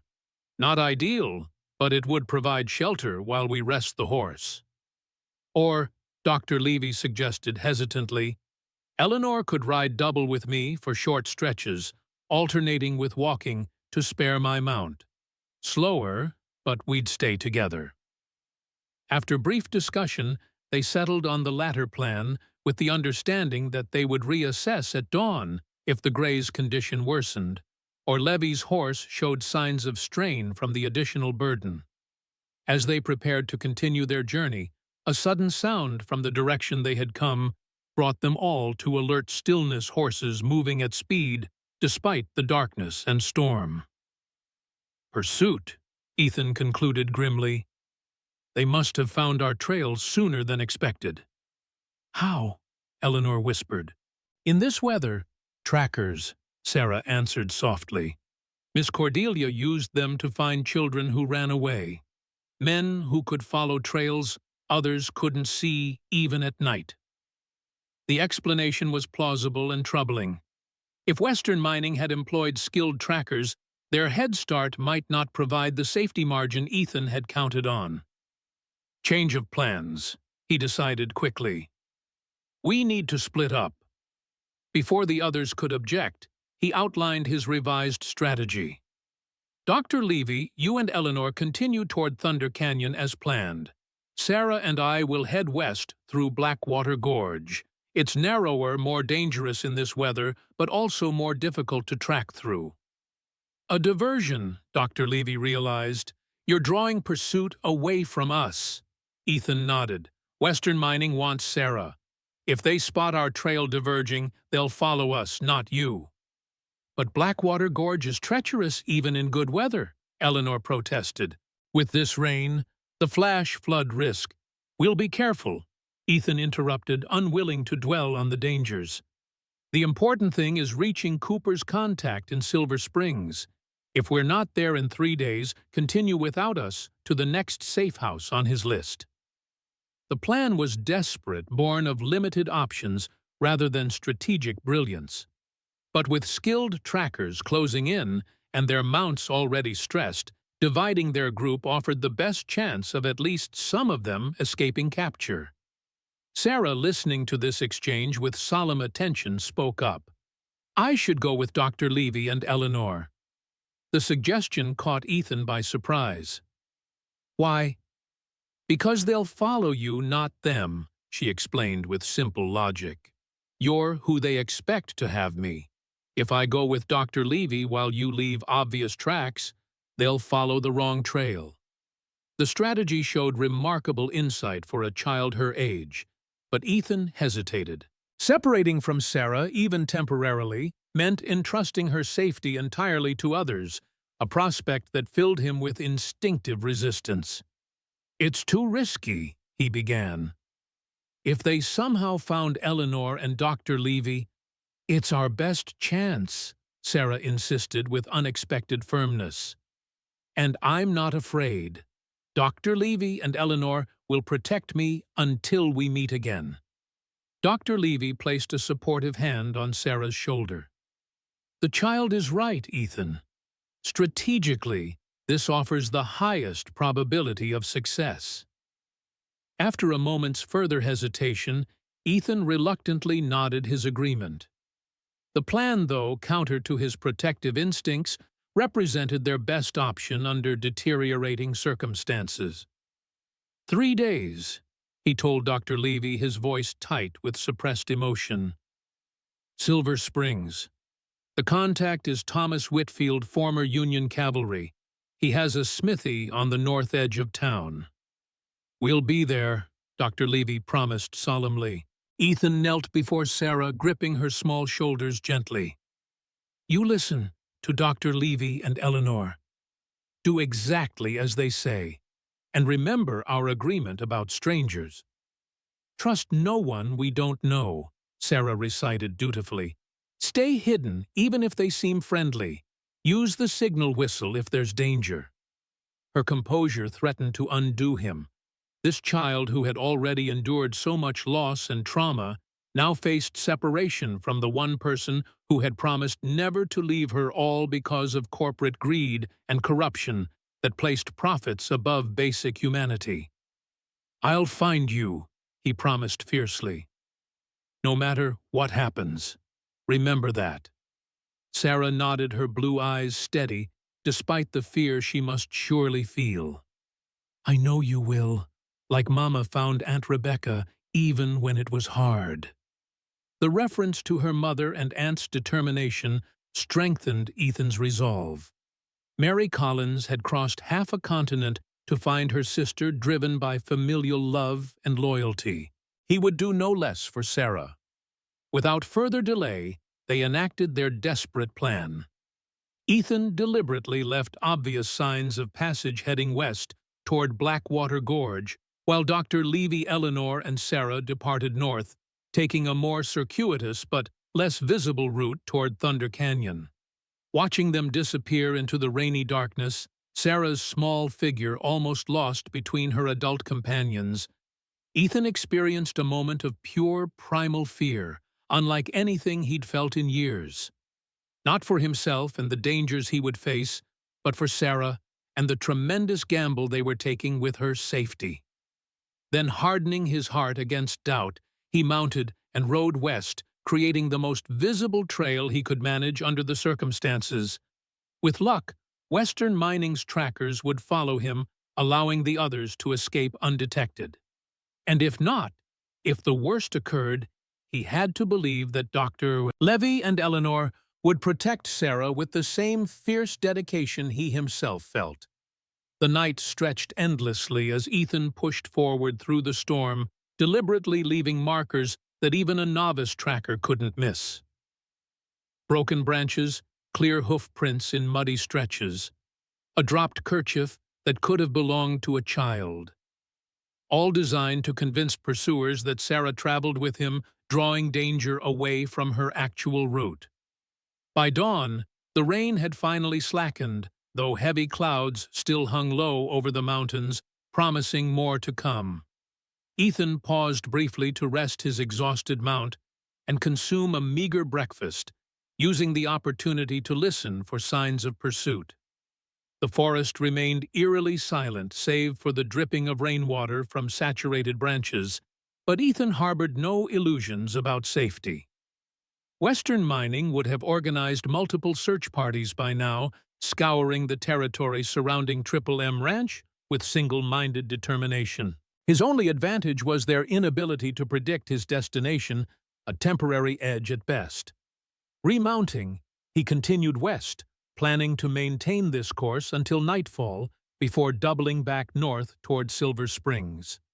If successful, the maneuver would not only draw pursuit away from Sarah, but eventually allow him to rejoin her and the others at the predetermined meeting point.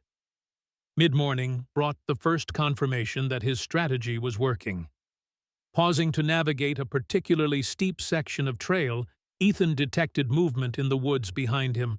A flash of color quickly concealed the faint jingle of tack, hastily silenced. Pursuers maintaining distance while tracking him, likely waiting for an opportune moment to close the gap.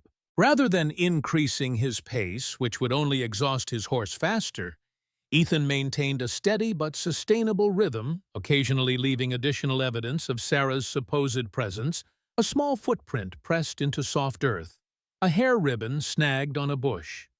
Each planted clue reinforced the false narrative that the child accompanied him, hopefully securing her actual escape with Dr. Levy and Eleanor. By midday, the cat-and-mouse game had evolved into a more direct pursuit.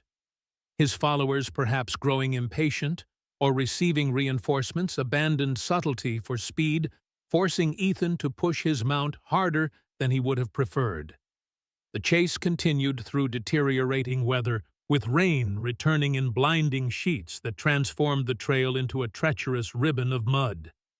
Twice, Ethan's horse nearly lost footing on particularly steep sections, recovery possible only through the animal's remarkable instinct and Ethan's experienced handling. Late afternoon found him approaching Blackwater Gorge, a narrow canyon carved by centuries of seasonal runoff from the higher peaks.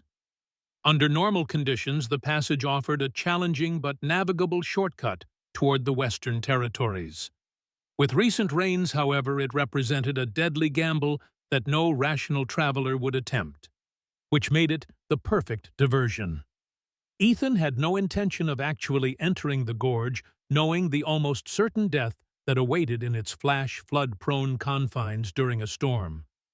Instead, he planned to leave obvious signs of entry, then backtrack under cover of gathering darkness to a game trail that would eventually lead him north toward Silver Springs.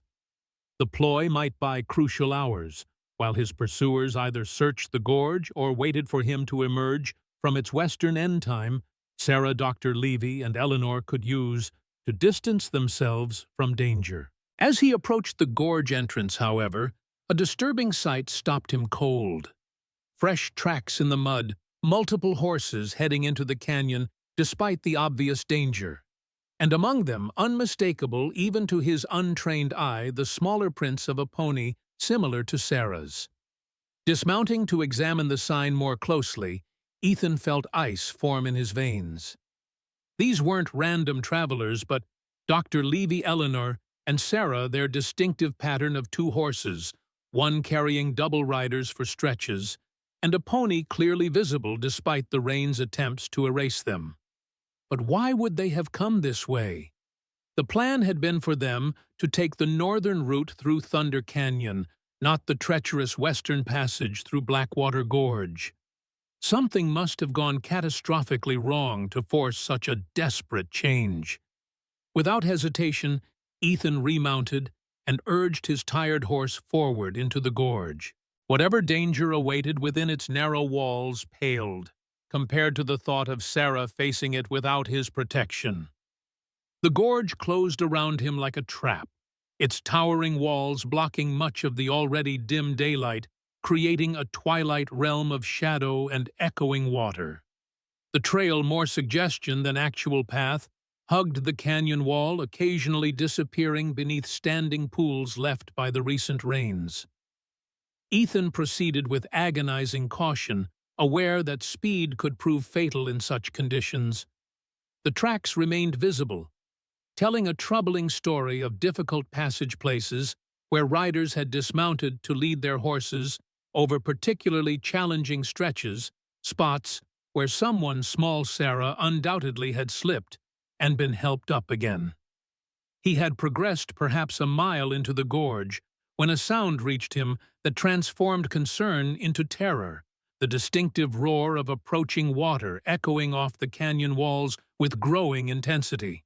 Flash, flood, the gorge's most feared killer, capable of filling the narrow passage with a wall of debris-laden water, within minutes leaving no possibility of escape for anyone caught in its path. Ethan spurred his exhausted mount forward, abandoning caution for desperate speed. If Dr. Levy, Eleanor, and Sarah were still within the gorge when that water reached them, he rounded a sharp bend and nearly collided with them, Dr. Levy and Eleanor struggling to coax their frightened horses up a steep side cut in the canyon wall, Sarah attempting to follow with her reluctant pony.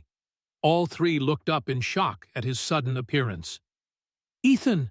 Eleanor exclaimed momentarily, forgetting the danger in her surprise. "No time!" he shouted above the growing roar. "The water's coming!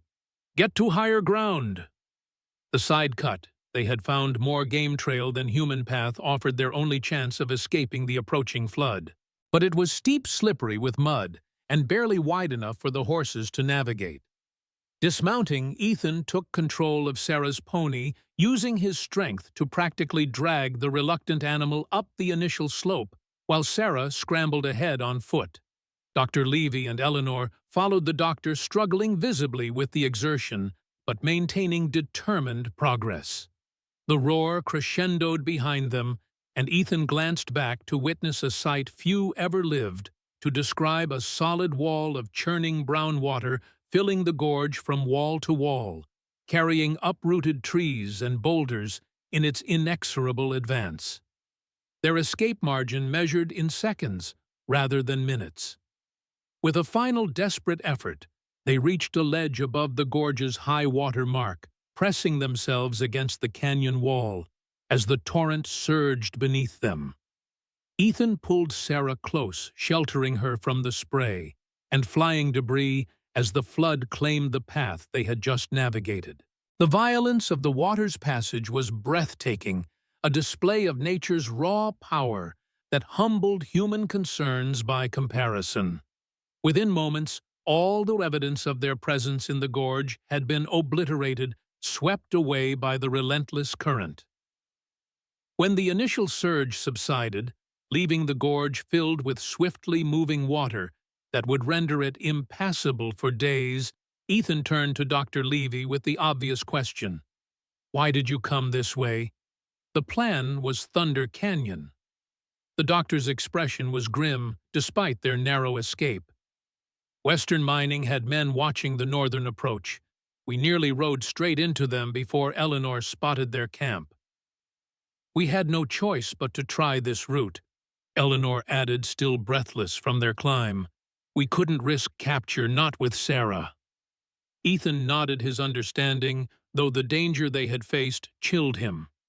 Another few minutes' delay and all three would have been lost to the flood.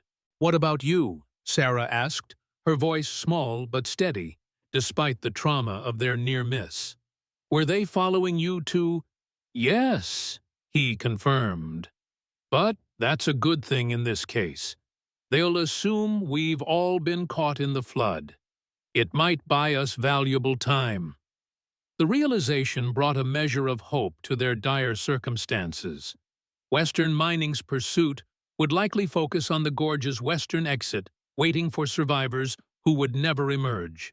Meanwhile, they could work their way along the canyon rim and eventually north toward Silver Springs, approaching from an unexpected direction. "Can we make it to Silver Springs from here?"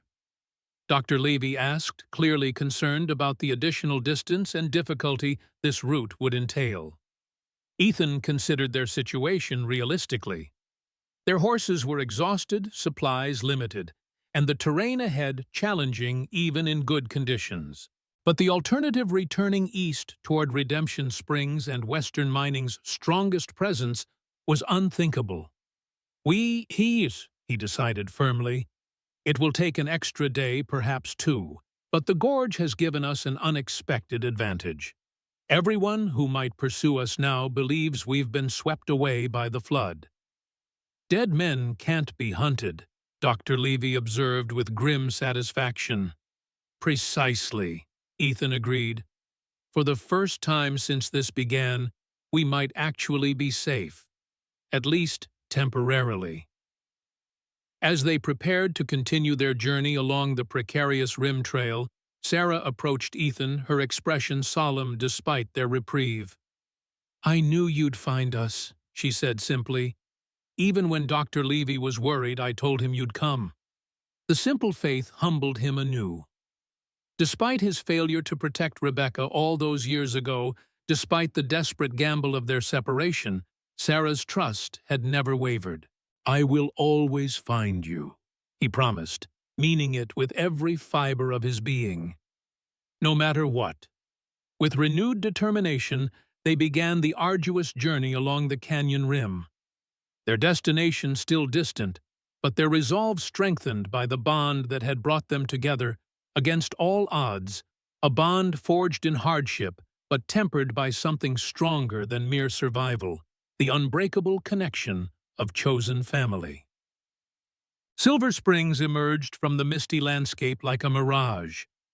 On their third day of travel, a small settlement, nestled in a valley between protective ridges, its modest buildings clustered around a central square, dominated by a white-steepled church. Under different circumstances, its picturesque tranquility might have seemed welcoming. Now, after their harrowing journey, it represented potential sanctuary and terrible risk in equal measure. They approached cautiously, making camp in a sheltered grove a mile outside town, while Ethan ventured ahead alone to locate Thomas Whitfield Cooper's promised contact. If Western mining's influence extended this far west, or if Cooper had never reached the territorial capital to enlist Whitfield's help, they would need to move on immediately, despite their exhaustion and dwindling supplies. The smithy stood, as Cooper had described, at the northern edge of town, a sturdy log structure with attached forge smoke curling lazily from its chimney, despite the early hour. A painted sign bearing a simple anvil and hammer hung above the door, swinging slightly in the morning breeze. Ethan approached with deliberate openness, making no attempt to conceal his arrival. If Whitfield was indeed expecting them, stealth would only raise suspicions. If not, if this was a trap, better to identify it immediately than lead Sarah and the others into danger. A powerfully built man in his 50s emerged from the smithy as Ethan dismounted, wiping grimy hands on a leather apron. His beard was shot through with gray, but his arms remained corded with muscle from years of metal work. Most significantly, a familiar insignia was tattooed on his forearm, the mark of their Union Army regiment, a brotherhood forged in battle. "Help you, stranger?" Whitfield asked, his tone neutral, but his eyes alert and assessing. "Looking for Thomas Whitfield," Ethan replied, using the phrase Cooper had specified. "I hear he shoes horses that can outrun the devil himself." The coded response triggered immediate recognition. Whitfield's stance relaxed slightly, though his vigilance remained evident. "James Cooper said you might come," he confirmed quietly. "Said you'd have a child with you, and trouble on your heels."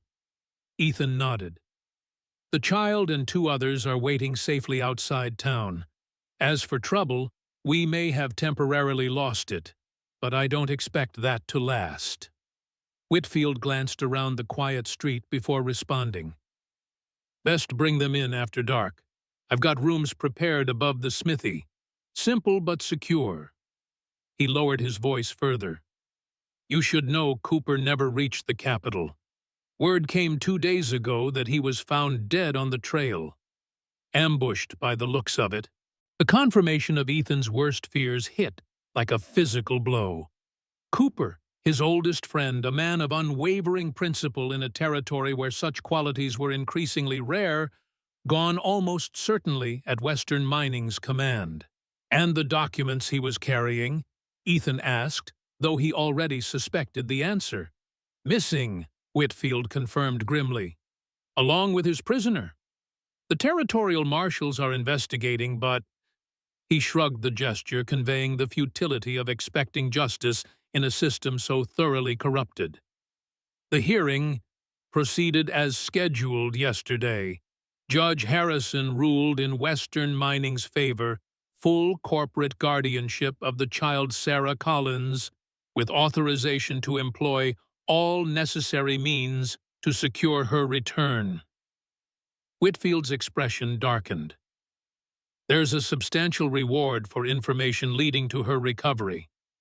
$5,000. The sum was staggering enough to tempt even the most honorable citizens in a territory where such wealth represented years of hard labor. Their situation had deteriorated from precarious to nearly impossible, with Cooper's death and the formal ruling against them. "We can't stay long," Ethan decided aloud. "A day to rest and resupply, Then we continue west. Whitfield nodded his agreement. Wise. Silver Springs has remained relatively independent from Western mining's influence, but money speaks loudly, especially in desperate times. He hesitated before adding, I received a telegram from another of our regiment brothers in Sacramento. He's arranged passage on a ship from San Francisco to Seattle, then on to Alaska Territory, about as far from Western mining's reach as possible. Alaska, a frozen wilderness at the edge of the continent, recently purchased from Russia, and still largely unexplored by Americans. The suggestion was both desperate and inspired. Few would think to look for them in such a remote location, and Western mining's influence would be minimal in a territory so far removed from their operations. How soon can the ship depart? Ethan asked. 2 weeks from now. Time enough to reach San Francisco if you travel steadily. Whitfield paused, studying Ethan's face. It would mean a complete break with your past. New identities, new lives, no communication with anyone who might connect you to Wyoming territory. The implications were sobering. Not just abandoning Triple M Ranch and his material possessions, but erasing Ethan Morgan entirely, becoming someone else, somewhere else, with no hope of return. Yet when weighed against Sarah's safety and future, the sacrifice seemed small by comparison. Cooper had given his life to protect her from corporate predation. Ethan could certainly surrender his identity for the same cause. We'll do it, he decided. Whatever it takes. Whitfield clasped his shoulder in understanding. Bring your people in after sunset. I'll have food waiting and fresh horses ready by morning. Wyoming territory may have failed you, but the Brotherhood hasn't. As Ethan returned to their hidden camp with this mixed news, he wrestled with how to explain Cooper's death to Sarah. The Marshal had become a significant figure in her young life, a protector and ally whose steady presence had helped establish her newfound security. His loss would be yet another trauma in a childhood already marked by too many. He found them waiting anxiously, Sarah pacing the small clearing, while Dr. Levy and Eleanor attempted to rest. All three looked up with identical expressions of hope and fear as he approached. Whitfield is expecting us, he reported, beginning with the positive news. We'll move to his place after dark. Fresh horses and supplies will be waiting. Relief softened Eleanor's features while Dr. Levy nodded in satisfaction. Sarah, however, studied Ethan's face with that uncanny perceptiveness that continually surprised him. Something's wrong, she observed quietly. Is it Marshal Cooper?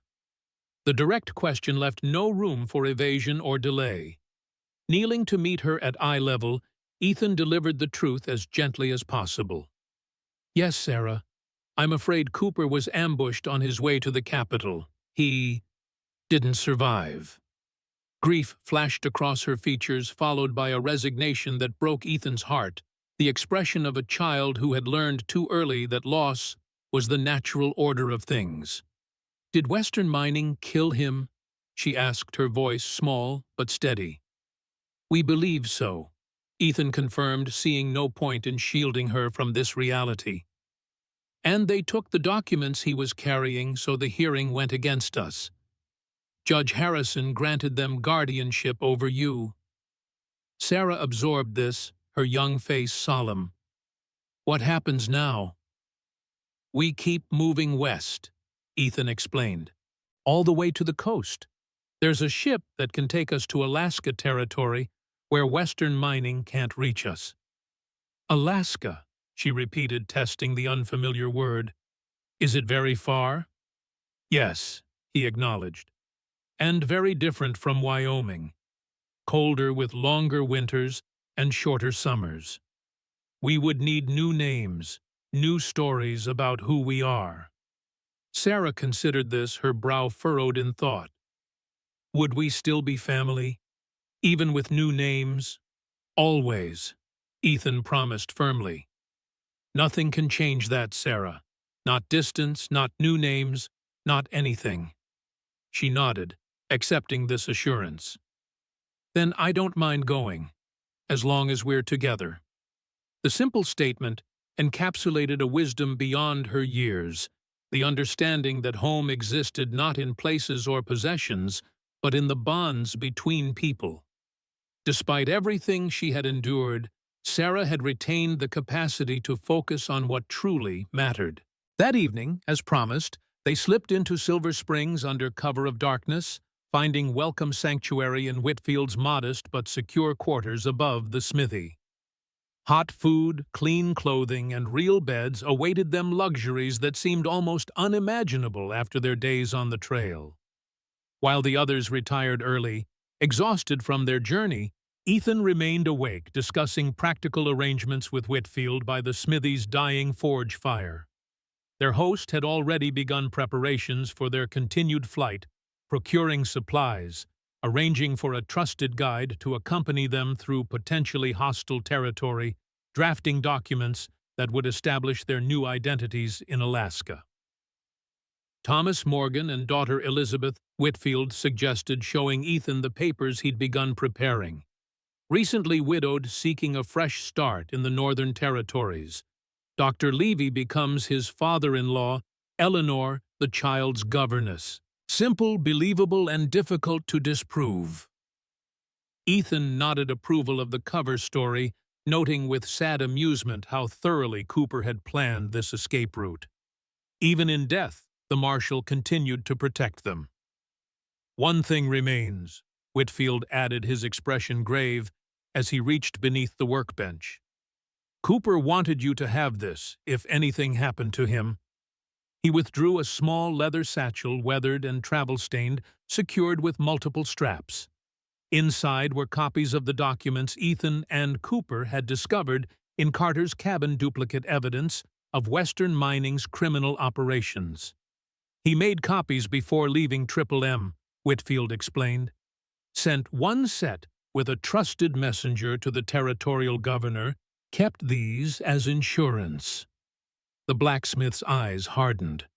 Cooper always had contingency plans, even for his own death. Ethan examined the documents with mixed emotions. Grief for his friend's foresight, anger at the corruption that had necessitated such precautions, hope that perhaps even now justice might be served. "The territorial governor may be as compromised as Judge Harrison," he observed grimly. "Perhaps," Whitfield acknowledged. "But these copies also went to the War Department in Washington. Cooper had friends there, men who take a dim view of corporate interests, assassinating federal marshals." His smile was cold, with anticipated vengeance. "Western Mining may have won this battle, but they've started a war they cannot ultimately win." The knowledge provided some comfort, though Ethan harbored no illusions about immediate justice. Investigations would take months, perhaps years. Corporate lawyers would delay and obfuscate. By the time any meaningful action occurred, Sarah, Dr. Levy, and Eleanor would be long gone, new people in a new land, their past lives abandoned of necessity. Yet something fundamental had been preserved through all the loss and sacrifice, not just Sarah's physical safety, but the moral principle Cooper had died defending. The belief that some things transcended profit and power. That children deserved protection from exploitation. That corruption, however entrenched, could not forever escape accountability. In the quietness of the smithy, with the scent of coal and iron hanging in the air, Ethan made a silent promise to his fallen friend. Sarah would grow up free from Western Mining's shadow. She would be educated, cared for, allowed the childhood that had been denied her for so long. And someday, when she was ready, she would learn the full truth of her origins and the sacrifices made to secure her freedom. Dawn found them prepared for the next stage of their journey, rested, resupplied, mounted on fresh horses, with a clear route mapped to Sacramento. As they prepared to depart, Sarah approached Whitfield, who had treated her with gruff kindness during their brief stay. "Thank you for helping us," she said formally, extending her small hand, as she had seen adults do when expressing gratitude. Whitfield knelt to her level, accepting the handshake with matching seriousness. "It's been my honor, Miss Sarah." He hesitated, then added gently, "Cooper spoke of you often in his letters, said you had more courage than most grown men he'd known." Sarah's eyes brightened with unshed tears at this reminder of their lost friend. "He was very brave, too," she replied softly. "The bravest," Whitfield agreed, "and he'd be proud to see you continuing forward, just as you're doing now." As they rode out of Silver Springs in the pearly light of early morning, Ethan glanced back at the small town nestled in its protective valley. The last outpost of their old life, the final connection to everything they were leaving behind. Beside him, Sarah straightened in her saddle, her gaze fixed resolutely forward toward the distant mountains they would cross on their way to the coast. Despite everything she had endured, loss, betrayal, danger, and upheaval, she maintained the quiet determination that had impressed him from their first meeting in the snow. "Ready?" he asked her softly. Sarah nodded, her expression serene, despite the uncertainty awaiting them. "As long as we're together, I'm not afraid." The simple declaration carried more wisdom than most adults achieved in a lifetime. After all the darkness they had traversed, Sarah had emerged with her spirit intact, her capacity for trust and love somehow preserved against all odds. As they rode west into the rising sun, Ethan realized that in trying to save this remarkable child, he had ultimately been saved himself, rescued from isolation and bitterness by the unexpected gift of her presence in his life. Whatever challenges awaited in their new existence, they would face them as they had faced all previous trials together, strengthened by the unbreakable bond of chosen family. The frontier lay behind them now, its beauty and brutality equally part of their shared story. Ahead stretched a different kind of wilderness, unknown but full of possibility. Not just survival, but the chance to build something new. A life where Sarah could grow and flourish, free from the shadows that had darkened her early years. And in that promise of light after darkness, Ethan found a peace he had not known since before the war. Not the empty quiet of isolation, but the profound contentment of purpose, fulfilled, and love reciprocated. Whatever name he carried forward, whatever place they ultimately called home, that essential truth would remain constant in protecting Sarah. He had found his own path to redemption. As the mountains rose before them, bathed in golden morning light, Sarah began to softly hum a tune Rebecca had taught her, a simple melody of hope and homecoming that bridged past and future in perfect harmony. The song of a journey not ended, but truly just beginning.